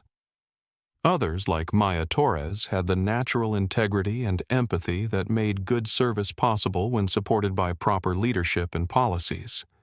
And some, like James Crawford, fell somewhere in between, capable of horrible behavior, but also capable of growth and change when confronted with the consequences of their actions. The challenge for any organization was creating systems that supported the good behaviors while making the bad ones impossible or at least costly enough to discourage. Captain Reynolds appeared at her seat as the aircraft began its descent into Paris, his expression carrying the satisfaction of someone who had handled a complex situation successfully. "Ms. Kane," he said, "I've been in contact with our ground security team in Paris. They'll be boarding the aircraft as soon as we reach the gate to escort Ms. Morrison to the authorities. French law enforcement has been briefed on the situation and will be handling the assault charges." Victoria nodded, though she felt no satisfaction in Candice's approaching arrest. The evening had been about exposing and changing a culture, not destroying individuals, but some actions had consequences that extended beyond personal regret or corporate policy changes. "Captain, I want to make sure that Ms. Torres has all the support she needs in her new position. She showed real leadership tonight under very difficult circumstances." "Understood. She'll have access to whatever resources and training she needs to succeed. And I want to establish a new protocol for handling passenger complaints about discriminatory treatment. Every incident needs to be investigated thoroughly with real consequences for crew members who fail to meet our standards." Reynolds nodded approvingly. "It's long overdue. We've been too willing to dismiss complaints as misunderstandings or isolated incidents instead of looking for patterns." Victoria closed her laptop as the aircraft touched down at Charles de Gaulle Airport, the gentle bump of landing marking the end of a journey that had accomplished far more than simple transportation from New York to Paris. The real work of change would happen on the ground in meeting rooms and training centers, in policy documents and hiring decisions, in the thousand small choices that would either reinforce the old culture of discrimination or build something better. As the aircraft taxied to the gate, Victoria could see the flashing blue lights of security vehicles through her window. The authorities were already in position, ready to board and take Candice into custody for the assault that had been witnessed by a dozen passengers and recorded on multiple devices. It was an ending that felt both inevitable and tragic, the natural consequence of choices made over years of unchallenged prejudice. When the aircraft came to a complete stop and the seatbelt sign chimed off, Captain Reynolds made an announcement that would be remembered by everyone who heard it. "Ladies and gentlemen, welcome to Paris. Before you disembark, I want to take a moment to acknowledge something significant that occurred on this flight. Tonight we witnessed both the worst and best of human behavior. We saw discrimination, false accusations, and violence. But we also saw courage, integrity, and the possibility of positive change." The captain's voice carried the weight of someone delivering a eulogy for an old way of thinking. Skybridge Airlines is committed to ensuring that every passenger, regardless of their appearance, background, or social status, receives the respectful treatment they deserve. What happened tonight will never happen again, not on my aircraft, and not on any aircraft in our fleet. As the passengers began to disembark, Victoria remained in her seat, watching Maya Torres coordinate with the security officers who had boarded to escort Candice from the aircraft. The young flight attendant handled the situation with professional competence that suggested she would thrive in her new leadership role, treating even Candice with dignity, despite what had occurred. Candice walked past Victoria's seat in handcuffs, escorted by 2 French police officers. She looked broken, a woman whose world had collapsed in the span of a few hours because she had never learned to see other people as fully human. For a moment their eyes met, and Victoria saw not anger or defiance, but a kind of hollow understanding of how completely her life had changed.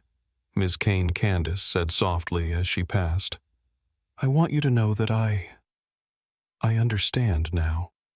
What I did, who I was. I'm sorry doesn't cover it, but it's all I have." Victoria nodded once, acknowledging the apology without accepting or rejecting it. Some damage couldn't be undone with words. Some lessons could only be learned through consequences, and some changes required the complete dismantling of old systems before new ones could be built. As the cabin emptied and Victoria finally stood to gather her belongings, Maya approached her with a mixture of gratitude and determination in her expression. "Ms. Kane," Maya said, "I want to thank you for this opportunity, and I want you to know that I understand the responsibility that comes with it. I won't let you down." Victoria smiled, the first genuine smile she had shown all evening. "Maya, I have complete confidence in you. But more than that, I have complete confidence in what we can build together. Tonight was ugly, but it was also necessary. Now we get to create something better." As Victoria walked off the aircraft and into the Paris terminal, she carried with her not just the satisfaction of having exposed a serious problem, but the excitement of someone who had identified a challenge worthy of her time and resources. Skybridge Airlines would become a model for how companies could address discrimination, not just through policy changes, but through fundamental cultural transformation. The slap that had echoed through the first-class cabin would soon echo around the world, but its impact would be measured not in punishment, but in progress, not in careers destroyed, but in dignity restored for countless future passengers who would benefit from the changes that started with one woman's refusal to accept being treated as less than human. 3 hours after Victoria Kane had been escorted by French authorities through the Charles de Gaulle Airport VIP lounge, where she provided a detailed statement about the events of Flight 892. She was sitting in the first-class cabin of Skybridge Airlines Flight 1247 bound for New York. This time, however, she was traveling in her official capacity as the airline's owner, having shed the disguise of worn clothing and cracked phones for the tailored business attire that marked her as someone accustomed to corporate authority. The difference in treatment was stark and immediate. From the moment she had identified herself at check-in, she had been surrounded by obsequious airline employees eager to ensure her comfort and satisfaction. The gate agent had personally escorted her to the aircraft. The captain had emerged from the cockpit to welcome her aboard, and the flight attendants were treating her with the kind of deferential attention typically reserved for royalty. But Victoria was more interested in observing how these same crew members treated other passengers, particularly those who didn't appear wealthy or important. She watched a young mother struggling with a crying baby receive patient assistance from a flight attendant, saw an elderly man in a worn sweater offered the same premium beverage options as the businessman in the expensive suit. This was how service was supposed to work, she realized, when properly managed and consistently enforced. Maya Torres was working this return flight as well, having been temporarily assigned to accompany Victoria back to New York for an intensive series of meetings about the airline's future direction. Victoria had specifically requested that Maya work the flight so she could observe her leadership style and begin the process of preparing her for broader responsibilities within the company. Mrs. Kane, Maya said, as she approached Victoria's seat during the initial beverage service. "How are you settling in? Is there anything specific I can get for you?" "I'm fine, thank you, Maya. But I want you to tell me something honestly. How common is the kind of behavior we saw from Candice last night?" Maya glanced around the cabin to ensure their conversation was private, then leaned closer with the expression of someone who had been waiting for this exact question. "More common than it should be," she said quietly. Candice wasn't unique. She was just more obvious about it than some others. Victoria nodded, unsurprised, but still disappointed to have her suspicions confirmed. "Tell me about the training you received when you started with Skybridge. We had 2 weeks of classroom instruction covering safety procedures, service standards, and company policies. But honestly, most of what I learned about how to actually treat passengers came from watching senior flight attendants on the job. And some of them..." Maya trailed off, clearly struggling with whether to criticize her colleagues. "Some of them taught you that passengers should be treated differently based on how much money they appear to have." Exactly. It was never written down anywhere, but the message was clear. First-class passengers get excellent service. Business class gets good service. Economy gets adequate service. And people who look like they don't belong anywhere get whatever you feel like giving them. Victoria felt her jaw tighten as Maya confirmed what she had suspected about the cultural problems that went far beyond individual bias. This was institutional discrimination built into the training and reinforcement systems that shaped how employees understood their jobs and responsibilities. "Maya, I want you to help me understand something. When you saw how Candice was treating me last night, why didn't you intervene more directly?" Maya's expression showed genuine anguish as she considered the question. "Because I was scared," she admitted. "Candice was my supervisor. She controlled my schedule, my performance reviews, my opportunities for advancement. Speaking up against her meant risking my career, and I convinced myself that I was helping by being extra nice to you when she wasn't looking. But that wasn't enough. No, it wasn't. I was protecting myself instead of protecting you, and I've been thinking about that all night. About how many other passengers I've watched get mistreated while I stood by and did nothing because it was safer for me."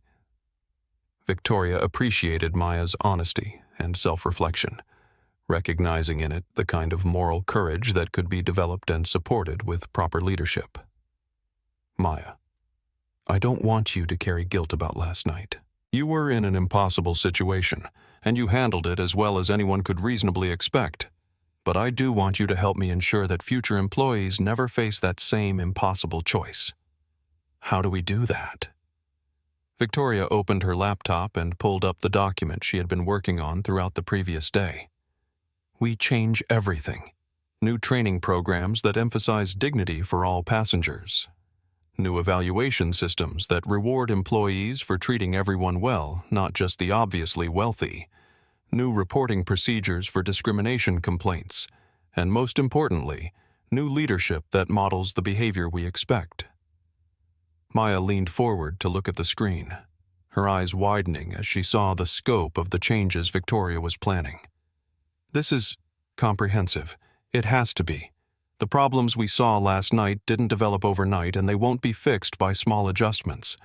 We need to rebuild the culture from the ground up." Victoria scrolled through sections of the document as she spoke, showing Maya detailed plans for everything from hiring practices to customer service metrics.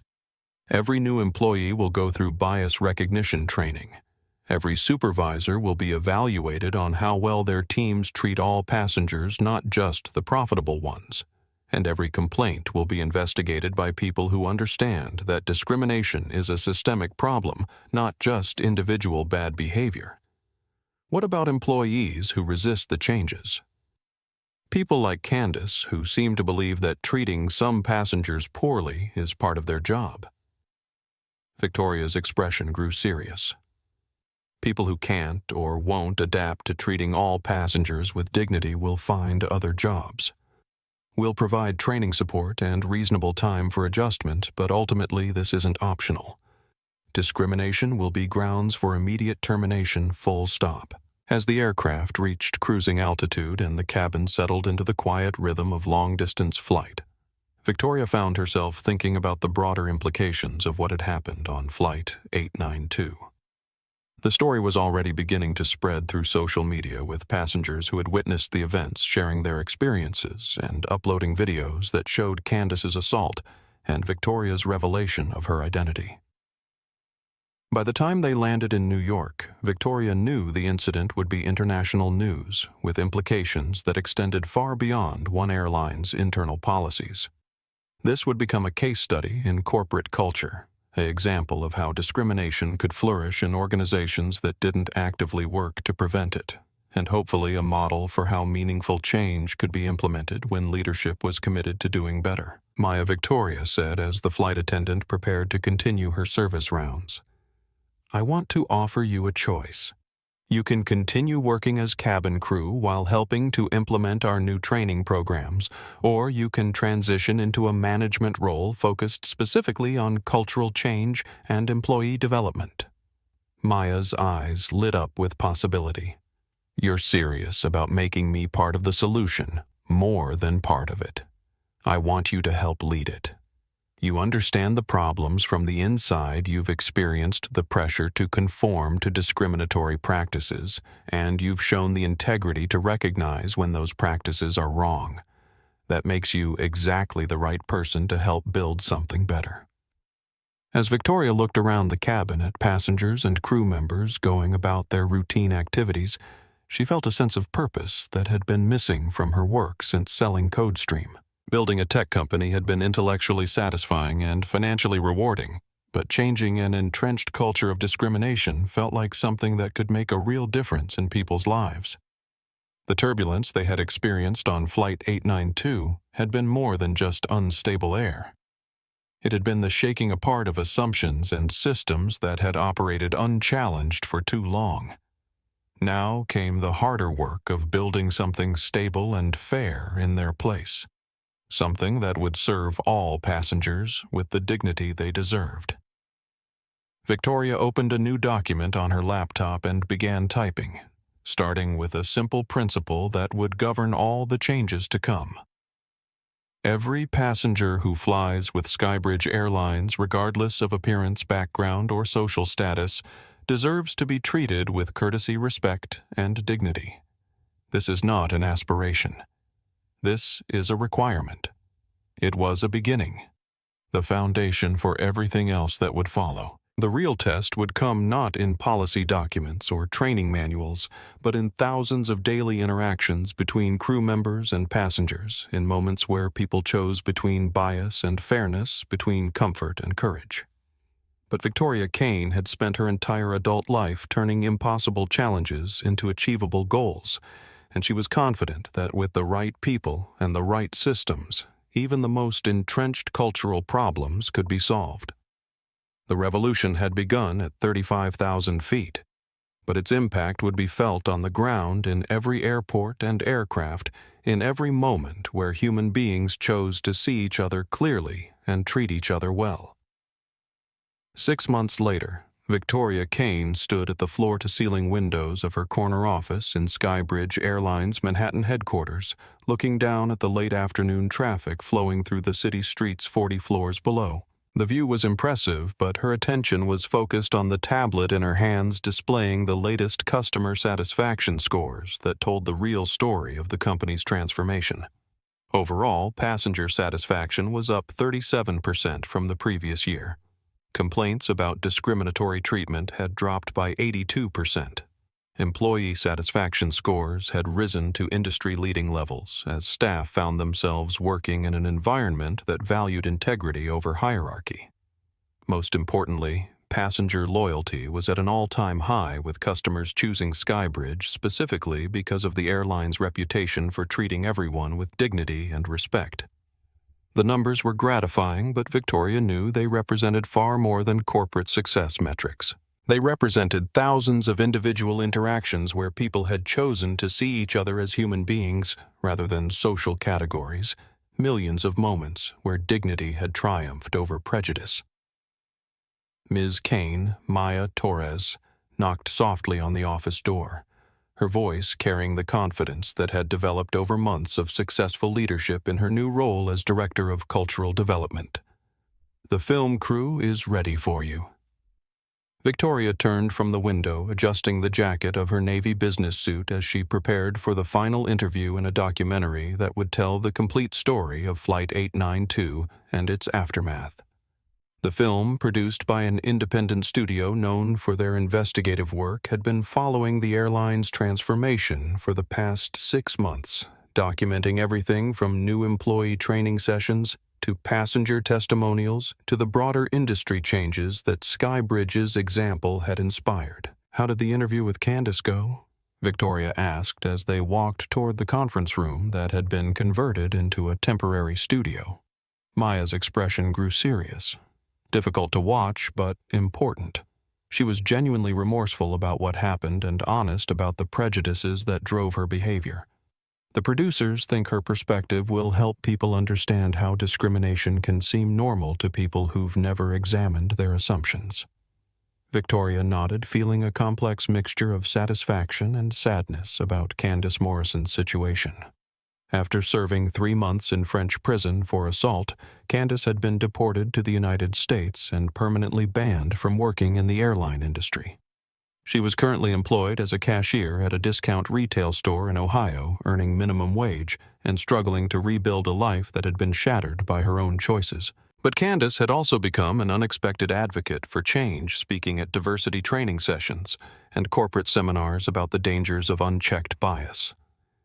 Her story served as a powerful warning about how prejudice could destroy not just its victims, but the people who chose to embrace it.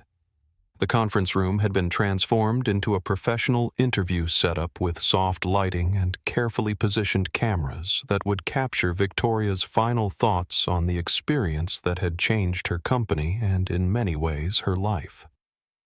The documentary's director, a woman whose previous films had won awards for their examination of social justice issues, greeted Victoria with the kind of respect that suggested she understood the significance of the story they were telling. "Ms. Kane, thank you for agreeing to participate in this project. I know it hasn't always been comfortable to have cameras documenting such personal and painful experiences."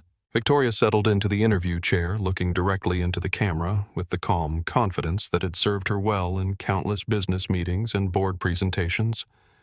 The discomfort was necessary. Real change requires honest examination of ugly truths, and that's never comfortable. "When you boarded Flight 892 that evening, did you expect the situation to escalate the way it did?" Victoria considered the question, carefully remembering the mixture of hope and cynicism she had felt as she prepared for her undercover evaluation. "I hoped I was wrong about the extent of the cultural problems, but I was prepared for the possibility that they were as bad as the complaints suggested. What I wasn't prepared for was how personal it would become, how much it would hurt to be treated as less than human by people whose job was supposed to be serving passengers." The assault was captured on multiple phones and has been viewed millions of times online. "How do you feel about the fact that your experience became such a public symbol?" "I'm grateful for the attention, honestly. Individual experiences of discrimination usually remain invisible because they happen in private moments between people with unequal power. Having this incident witnessed and recorded meant it couldn't be dismissed or minimized, the way so many other cases of discrimination are." The interviewer leaned forward slightly, her expression reflecting the gravity of the topic. "Some critics have argued that your wealth and position gave you advantages in seeking justice that other victims of discrimination don't have. How do you respond to that?" Victoria's expression grew thoughtful, acknowledging the complexity of the question. "They're absolutely right. I had resources and authority that most people don't have, and that made it possible for me to create consequences for discriminatory behavior in ways that other victims can't. But that's exactly why this story matters. If discrimination is this blatant and harmful when directed at someone with my advantages, imagine how much worse it is for people who don't have any protection or recourse. What's been the most significant change you've implemented at Skybridge? The accountability systems, Victoria replied, without hesitation. We track how employees treat all passengers, not just the obviously wealthy ones. We investigate every complaint about discrimination seriously, and we've made it clear that treating any passenger with disrespect will end your career with us. When people know their behavior has real consequences, behavior changes. And what's been the response from employees?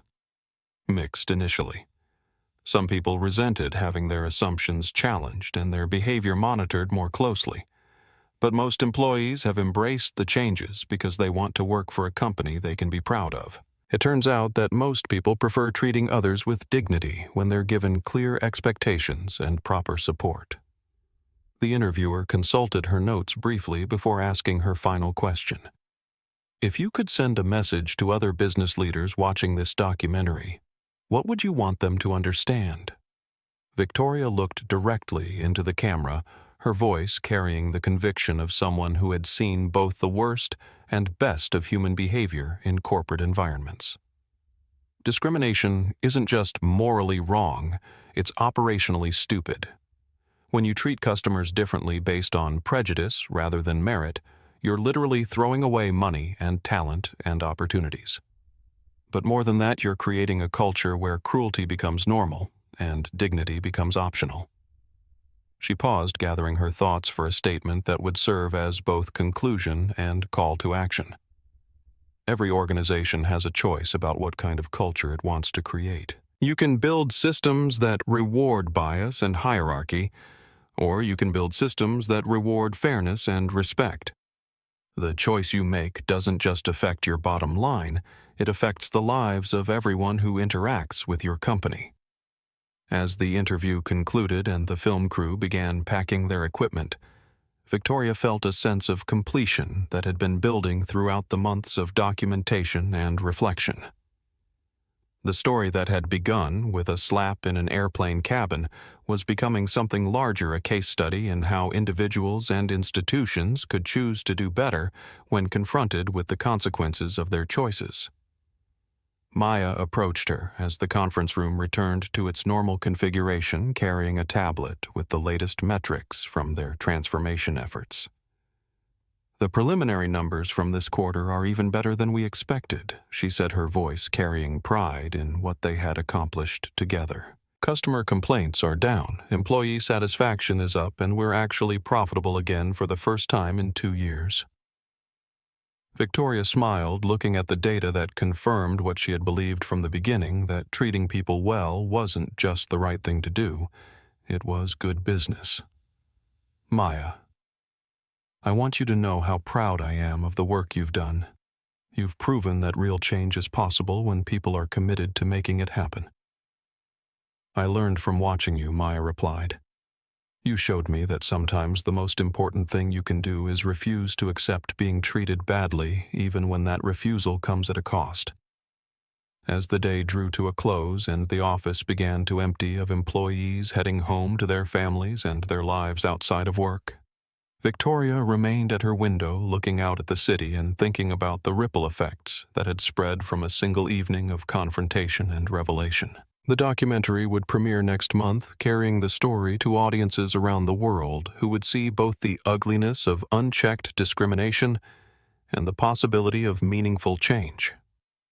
Other companies were already reaching out to Skybridge for consultation on their own cultural transformation efforts, recognizing that the airline had developed a model that could be adapted to different industries and contexts.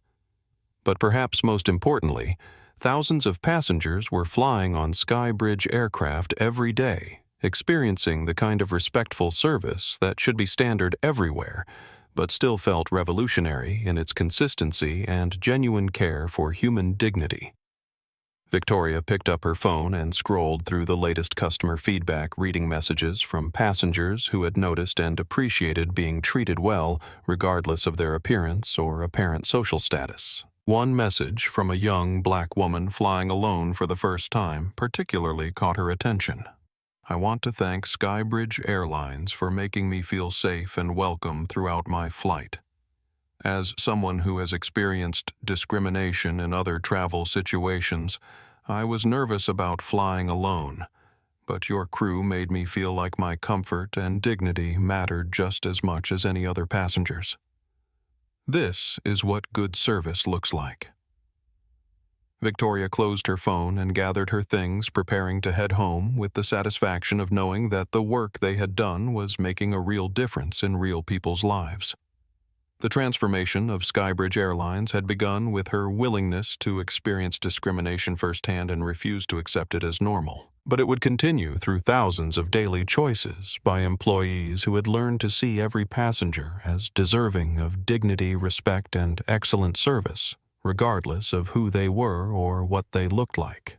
The revolution that had started at 35,000 feet was now happening on the ground in every interaction where human beings chose to treat each other well. The morning sun streamed through the tall windows of JFK International Airport's Terminal 4, casting long shadows across the polished floor where Victoria Kane stood waiting for her flight to London. She was traveling in her official capacity as CEO of Skybridge Airlines today, but she had deliberately chosen to dress casually in jeans, a simple sweater, and comfortable sneakers, wanting to observe how her employees treated passengers who didn't immediately appear to be VIPs. The gate area around her bustled with the usual mix of business travelers, families, and individuals whose stories she could only guess at from their appearance and behavior. An elderly man in a worn but clean suit was reading a paperback novel while his wife dozed in the chair beside him. A young mother was juggling a baby and a toddler while trying to organize their boarding documents. A group of college students was sharing snacks while reviewing what appeared to be study materials for an upcoming exam. "Ladies and gentlemen, we're pleased to begin boarding for Skybridge Airlines Flight 447. With service to London Heathrow." The gate agent announced, her voice warm and professional. "We invite passengers traveling with young children, passengers requiring special assistance, and our first-class passengers to board at this time." Victoria watched as the Skybridge employees managed the boarding process with the kind of efficient courtesy that had become standard since the company's cultural transformation began. The gate agent smiled genuinely at each passenger, made eye contact, offered assistance where needed, and treated everyone with the same level of professionalism regardless of their ticket class or appearance. Most importantly, she noticed how the flight attendants greeted passengers as they boarded the aircraft, each interaction reflecting the training and cultural changes that had been implemented throughout the company. There was no sorting of passengers into worthy and unworthy categories.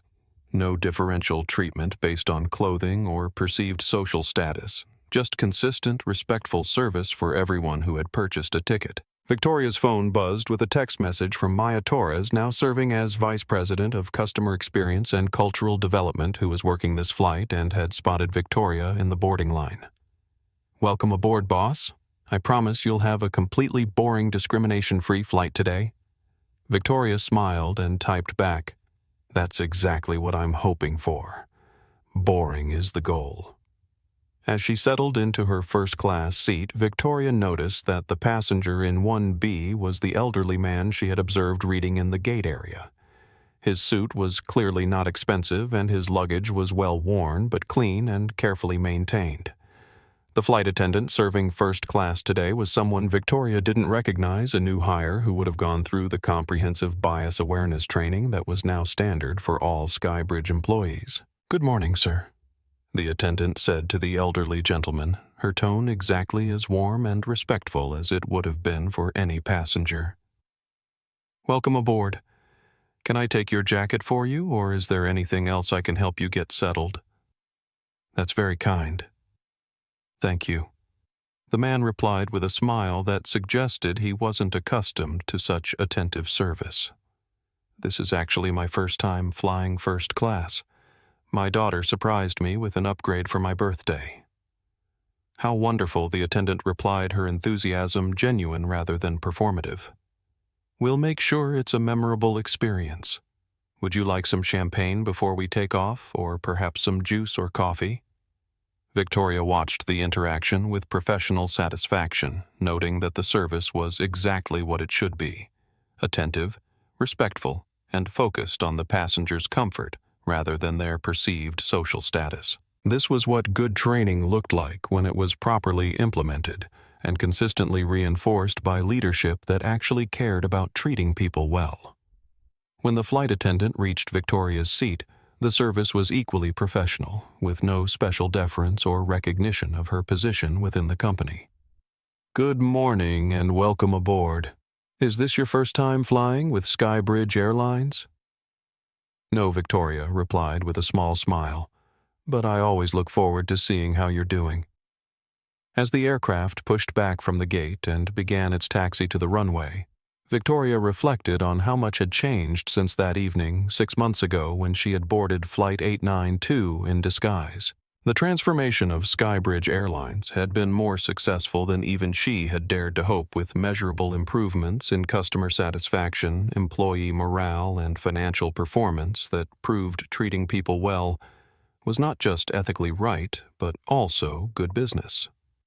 The documentary about Flight 892 had premiered 2 months earlier to critical acclaim and widespread attention, sparking conversations about discrimination in corporate culture that had led to similar transformation efforts at companies across multiple industries.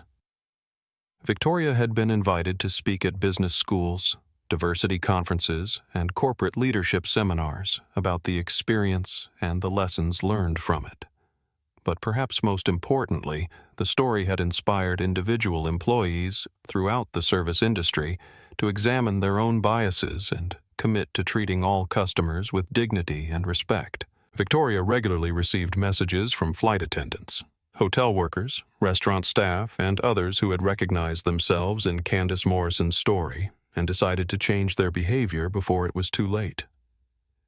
The plane lifted off smoothly, climbing into the clear morning sky above New York City, and Victoria looked out at the familiar skyline with a sense of contentment that came from knowing her work was making a real difference in the world. Building CodeStream had made her wealthy, but transforming Skybridge Airlines was making her proud.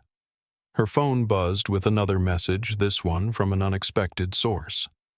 It was from Candice Morrison, who had maintained occasional contact with Victoria as part of her ongoing effort to understand and atone for her actions on Flight 892. "Saw the documentary last night. Thank you for letting me tell my side of the story. I know it doesn't change what I did, but I hope it helps other people recognize their biases before they destroy someone else's dignity the way I did yours. My new job isn't glamorous, but my manager says I'm the most respectful employee they've ever had with customers. I guess getting completely humbled taught me something valuable. I hope you're well." Victoria read the message twice, feeling the complex emotions that always arose when she thought about Candice's situation. There was no satisfaction in knowing that her former employee was struggling financially, but there was some comfort in seeing evidence that genuine change was possible, even for people who had seemed completely committed to their prejudices. She typed back a brief response. "Thank you for sharing your story. It takes courage to admit mistakes publicly, and I respect that.